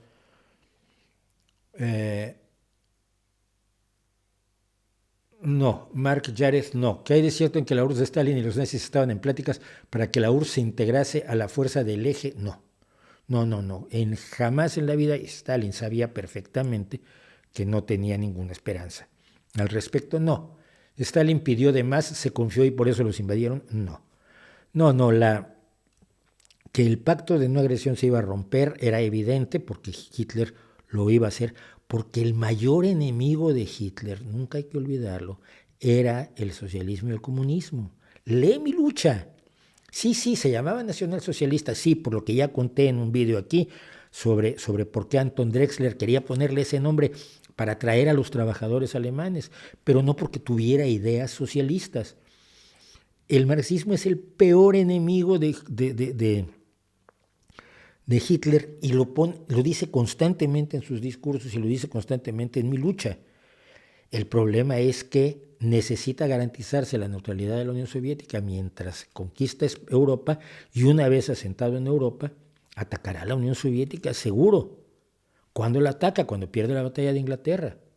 Tiene toda la Europa continental, pero la batalla de Inglaterra la ha perdido y entonces emprende la Operación Barbarroja. No es... Incluso la sucesión cronológica te dice exactamente cuál era el plan. En ningún momento dado hubo la posibilidad de que la Unión Soviética se uniera a las fuerzas del eje. Jamás. Bueno, voy a tratar de meter otra cosita.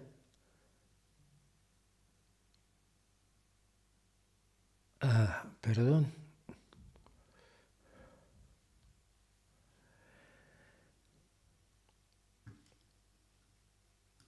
Ustedes saben lo que es el seguridismo o seguritismo.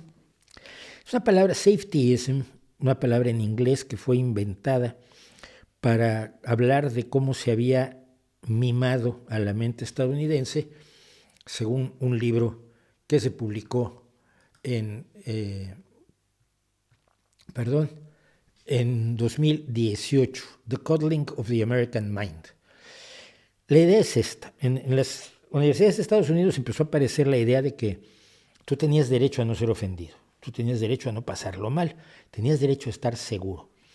Entonces se crearon ideas como la de las advertencias de desencadenamiento o de gatillo. Es decir, voy a decir algo que te puede desencadenar sentimientos desagradables. Te advierto que te lo voy a decir para que tú decidas si te quedas o te vas, porque si te vas a sentir mal, no quieres sentirte mal. Tienes que estar completamente seguro. Es el mismo origen de algunas entradas ahora en películas y en series de televisión. Aquí se representan asuntos de racismo y hay violencia y luego se matan entre ellos. Tenga usted cuidado porque podría molestar a algunas personas. La idea de que tienes derecho a una seguridad absoluta tiene el pequeño problema que la realidad no va a funcionar así nunca. Pero llegó a crearse y existe en Estados Unidos en las universidades lugares que son espacios seguros donde no van a hablar de cosas que te molesten y espacios seguros para los negros donde no entren los blancos y de blancos donde no entren los negros. Y luego alguien dice que esto es progresista cuando no es sino el mismo sistema de segregación contra el que luchaban los derechos civiles en los Estados Unidos y no es sino lo mismo que el apartheid contra el que se luchó en Sudáfrica durante tanto tiempo. Y ahora lo presentan unos que se dicen progresistas y que no lo son reaccionarios y regresivistas. El seguridismo o seguritismo, no está traducido al español, me lo estoy yo lanzando, es la ideología o cultura que coloca la seguridad autopercibida, especialmente la sensación de sentirse protegido de ideas desagradables y de información molesta, por encima de todo lo demás. Es decir, yo no quiero que me digan que que los palestinos matan niños israelíes también. No, eso no lo quiero oír. Quiero estar seguro, no debo oír eso porque me molesta, me incomoda, no estoy de acuerdo y no deberían decírmelo. O lo opuesto. No, porque no quiero oír que los israelíes matan niños palestinos en sus bombardeos. Me molesta, me incomoda, va en contra de mis ideas, no quiero oírlo, quiero un espacio seguro y tú me ofendes. Es primo hermano del ofendidismo, lógicamente. Se basa en la creencia, dice este libro, de que es dañino, incluso médicamente, experimentar emociones incómodas. Comparado con las antiguas generaciones, una de las principales diferencias es la creencia de que el mundo no debe organizarse de acuerdo a lo correcto o lo incorrecto, sino lo que es seguro o inseguro. El término fue inventado por el defensor de la libre expresión, Greg Lukianoff. Y es que mira, si yo digo algo que te ofende, el problema es tuyo, no mío. No me puedes acusar a mí de haberte ofendido, sobre todo si mi intención no era ofenderte. Si tú te ofendes, es problema tuyo. La gente que a mí me insulta constantemente se enfrenta al hecho terrible de que a mí me da igual, que me tienen sin cuidado sus insultos, que aunque tienen la intención de ofenderme, yo soy inmune a ellos, porque me da igual. No le doy ningún valor a lo que dicen ellos.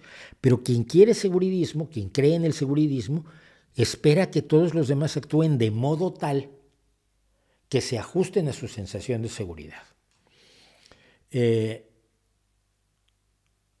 Lo convierten en un valor sagrado que depende de tres creencias. Primero, que la gente es enormemente débil, que la gente con que oiga una cosa desagradable ya se derrumba. Oiga, no es cierta, los seres humanos aguantamos mucho. Que el razonamiento emocional produce una comprensión adecuada de los acontecimientos del mundo a tu alrededor, es decir, que es mejor tu visión emocional, tu verdad emocional, como las verdades emocionales de López Obrador, que la verdad basada en hechos y en datos. Y finalmente, que el mundo funciona en un nivel de nosotros contra ellos. Entonces tú creas tú nosotros, creas tú ellos, que es la idea misma del populismo y la idea misma de la identidad, de la política de identidades. Es decir, si tú no piensas exactamente como yo, tú eres uno de ellos, eres el enemigo, aunque en el 85% de las cosas estés de acuerdo conmigo. Esto es un asunto más bien de extremismo religioso. Tienes que aceptar el 100% de mis dogmas y ajustarte a mí, o serás rechazado por mí. ¿Y esto en qué nos afecta? Aparte de los ridículos que hacen en las universidades de Estados Unidos, que si usted se ha informado de ellos o los ha visto pasar por ahí, son absolutamente ridículos. Por culpa de eso, por culpa que no quería usar los pronombres correctos, un profesor de psicología ahí segundón, llamado Jordan Peterson, ahora lo han convertido en el héroe máximo de la ultraderecha angloparlante. Un sujeto absolutamente despreciable, que no tiene ni una idea original, pero ni por asomo. Y ahora se dedica a la autoayuda. Pero como fue un profesor universitario que se negó a usar los pronombres ellos y ellas, o huyes y ayes, que querían algunas personas que no se identifican como hombres o mujeres, sino como otra cosa, y querían que se les dirigieran a ellos, no dicen, ella dijo, no, él dijo, no, ella dijo, no, yo prefiero que me digan fushi. Entonces tú tienes que usar el pronombre que yo quiero para que yo me sienta tranquilo. Y Jordan Peterson dijo, esto es estúpido. Fue la última cosa inteligente que dijo probablemente Jordan Peterson. Pero dijo, esto es estúpido. Claro que es estúpido, pero si no lo aceptas te echamos de la universidad. Lo echaron de la universidad, o tuvo un problema grave en la universidad, y el tipo lo supo monetizar y convertir en su profesión, que es la que tiene actualmente. Pero más allá de eso, que es el ridículo del wokismo real, ¿en qué nos afecta? Bueno, pues voy a poner un ejemplo. Las dudas acerca de si la COVID se escapó de un laboratorio chino, cosa que no hay indicios de que sea cierta, y mucho menos que haya sido un virus hecho a propósito para ser liberado, porque sí, porque es bonita idea matar a unos millones de personas, ¿no? Esta creencia, esta conspiranoia que hace insegura la investigación en virus, pues, está quitándole fondos a la investigación en virus en los Estados Unidos. Está secando los fondos para los científicos que reúnen o alteran patógenos peligrosos y está aumentando un debate sobre estas prácticas. ¿Qué ocurre? La investigación a veces es peligrosa. Sí, si tú trabajas con patógenos, es peligrosa. Si tú trabajas con virus de la viruela o trabajas con virus del dengue o trabajas con ciertas bacterias, sí, corres un peligro. Cuando trabajas investigando el virus del SIDA, corres un peligro y hay médicos y gente de laboratorio que desafortunadamente se infectó de SIDA sabiendo el peligro que corría porque estaba tratando de parar una pandemia aterradora como fue la del SIDA que los jóvenes de hoy ya no recuerdan, pero yo sí. Yo soy de la época en que se podía tener sexo sin condón y el único a lo que le podías tener miedo era un embarazo, no a la muerte de los dos participantes en breves semanas o meses. En Pensilvania, en la Universidad Estatal de Pensilvania, decía yo, se hizo una propuesta para infectar a hurones con un virus de la fiebre aviar mutado para ver sus efectos. Los virus mutan en la naturaleza. Si vemos cómo funcionan los virus mutados, nos podemos preparar para las mutaciones que pueden venir de los virus, porque van a venir variantes, porque no va a quedarse quieto un virus, porque Darwin tenía razón. Pero,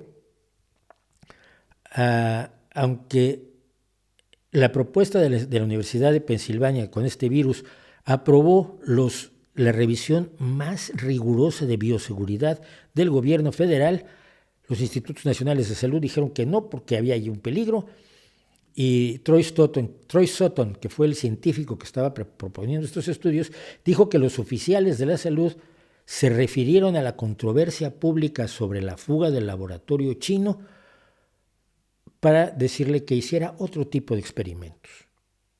Vale, haces otro tipo de experimentos, puedes hacer muchísimos, pero de esa información ya no te vas a enterar hasta que una mutación natural del virus de la fiebre, de la gripe aviar, nos caiga encima a los seres humanos. ¿Cómo va a ocurrir tarde o temprano? Porque así funciona. Ahora hay un escándalo porque hay un incremento en la neumonía infantil en China, en varias provincias, y se teme la aparición de otro virus. ¿Y por qué pasa eso en China y no en otros lados? Entre otras cosas, por la gran concentración de gente que hay.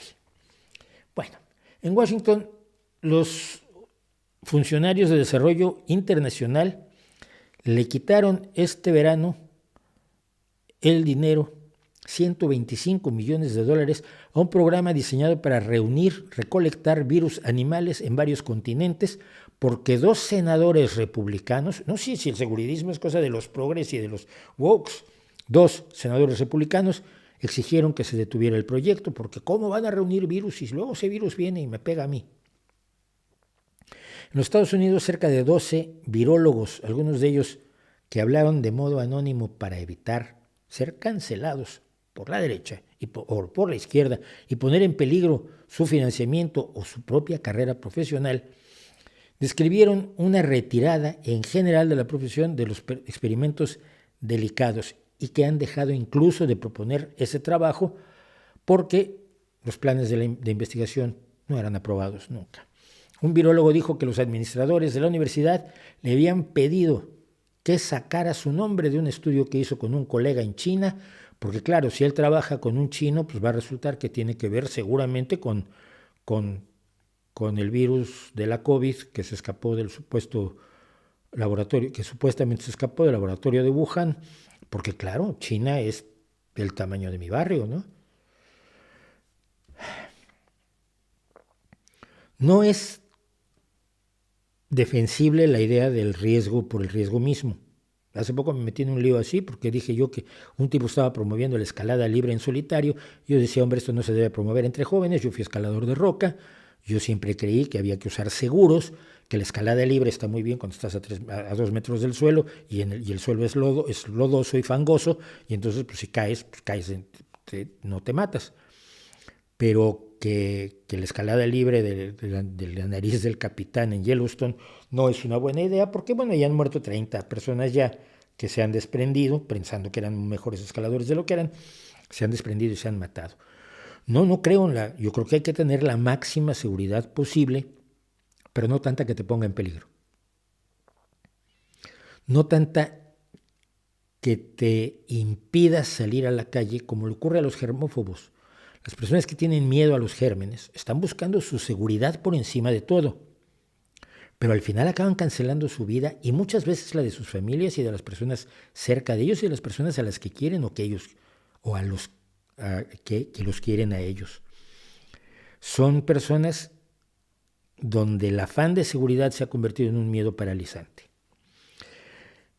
Tenemos una sociedad más segura que nunca. Tenemos una sociedad más segura que nunca, salvo en ciertos espacios, pero en la media de la humanidad hemos avanzado muchísimo. Y quizás eso además es una alarma para fijarnos más en los lugares donde el asunto no funciona, como es el caso de Haití o en las relaciones entre Palestina e Israel. Pero hemos mejorado muchísimo en seguridad. También, no solo la salud, sino la seguridad en otras cosas, como en el trabajo, hace que podamos aspirar a vivir muchísimos años y disfrutar muchísimas cosas más que nuestros abuelos, que solo vivieron 50 en vez de vivir 80 o 90. Pero no puede ser que la búsqueda de la seguridad nos impida el disfrute de la existencia y que nos impida, sobre todo, el encontrarnos, el encontrar, investigar y descubrir información que puede salvar vidas en un futuro determinado, aunque en un momento dado pudiera poner en peligro otras poquitas vidas, que es la misma idea que tiene un bombero forestal. Se pone en un riesgo calculado para evitar que el fuego le destruya la vida, las propiedades y la existencia a otras muchísimas personas. No podemos decir que vamos a prohibir a los bomberos forestales para que no corran peligro, poniendo en peligro que se queme nuestra casa. Y con eso, y muy poquitín más, porque ya no me da tiempo, me voy a retirar el día de hoy dejando pendientes cosas, porque siempre dejamos pendientes cosas.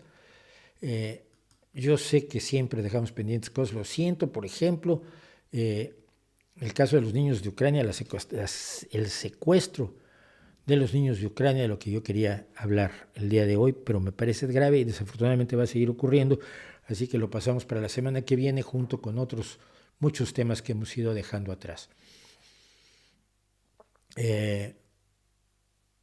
Democracia es diversidad de opiniones. Sí, democracia es diversidad de opiniones, pero no darle el mismo valor a todas las opiniones. Ten mucho cuidado allí, porque claro, es que yo creo que mi opinión merece respeto.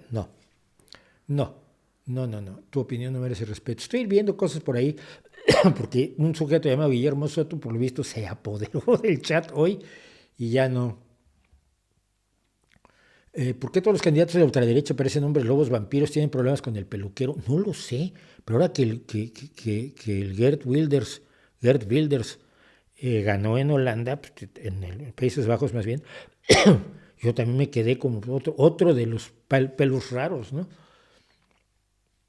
Diógenes era el del sí, pues una filosofía del siglo III, no sé. El del barril es Diógenes. Diógenes no era estoico, era cínico. Marco Aurelio, yo no sé.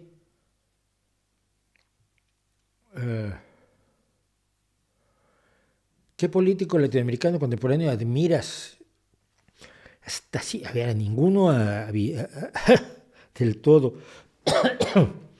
Lula me parece que hizo un excelente trabajo las dos veces que fue presidente, por eso lo volvieron a votar, aunque tiene ideas y reacciones que a mí me parecen aterradoras y equivocadas. Boric me parece que tiene la posibilidad de hacer mucho por Chile, y Petro en Colombia, aunque Petro también luego te sale con unas que dices, bueno, pero ¿a dónde fuiste o de dónde vienes? También la gente, ese es el problema, lo mismo que decía yo del seguridismo, ¿no? No hay nadie que sea así, que piense 100% como yo, Pero evidentemente estoy más cómodo con un Pedro Sánchez de lo que estaría con un Petro, un Boric, un Lula, pero estoy más con un Petro, un Boric, un Lula que con el resto de lo que aquello con lo que nos ha tocado vivir.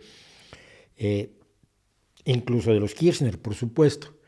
Entonces, pero político, por ejemplo, un político contemporáneo latinoamericano al que admiro mucho es a Marcos Rascón, que no ha sido, que es curiosamente un exguerrillero y que ha trabajado en el movimiento urbano popular en México, que creó la Asamblea de Barrios, que es un tipo que tiene un activismo político admirable y de una honestidad intachable, y que no va a ir mucho más allá. Todavía cuando le pregunté hace tiempo, un par de años, que si no había nada que se pudiera hacer, que lo de López Obrador era alarmantísimo para mí como hombre de izquierda y para él como hombre de izquierda, y francamente me dio un mensaje de desazón y desesperación que no me gustó para nada. Pero políticos así, de la segunda fila, hay muchos que han trabajado mucho en el favor de todos, sin que nadie los conozca.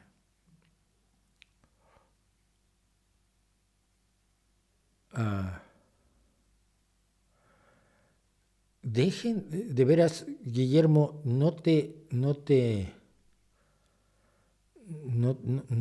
puedes apoderar de un chat.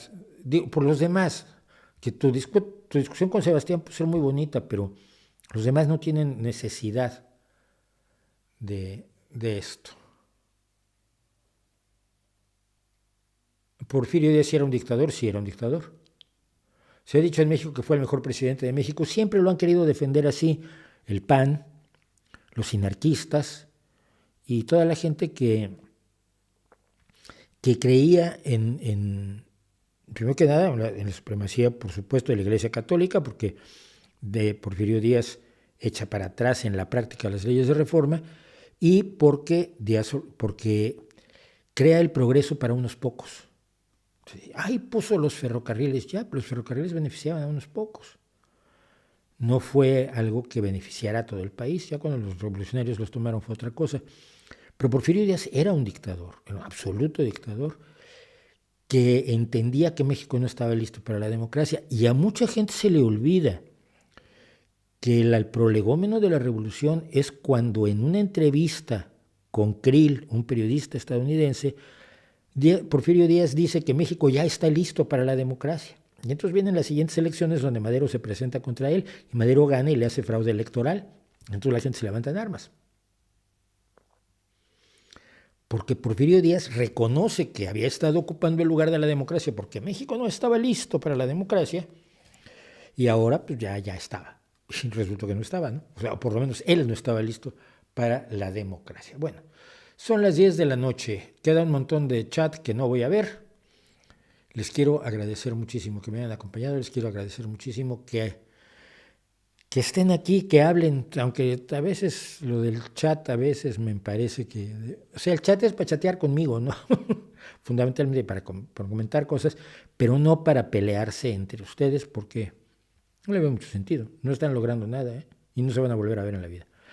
Pero, por lo demás, fuera de todo eso, muchísimas gracias por acompañarme. Esto es El Rey va desnudo, en su versión de los jueves que se llama Revista Semanal, donde hemos repasado algunas cosas que han sido relevantes esta semana, más o menos, y donde yo sigo siendo Mauricio José Schwartz, y como hago en todas las despedidas de siempre, aparte de agradecerles su apoyo y pedirles que nos sigan recomendando y pedirles que nos sigan apoyando, a los 292 que están con nosotros, quitaron 5 no me gustas, qué raro. Había 7 no me gustas y ahora hay 2. Bueno, aparte de todo eso, quiero agradecerles que estén aquí la próxima semana. Nos vemos el miércoles con un video nuevo a fondo, que es la otra parte del Rey va desnudo. Y mientras tanto, ahí les dejo mi reputación para que la hagan pedazos.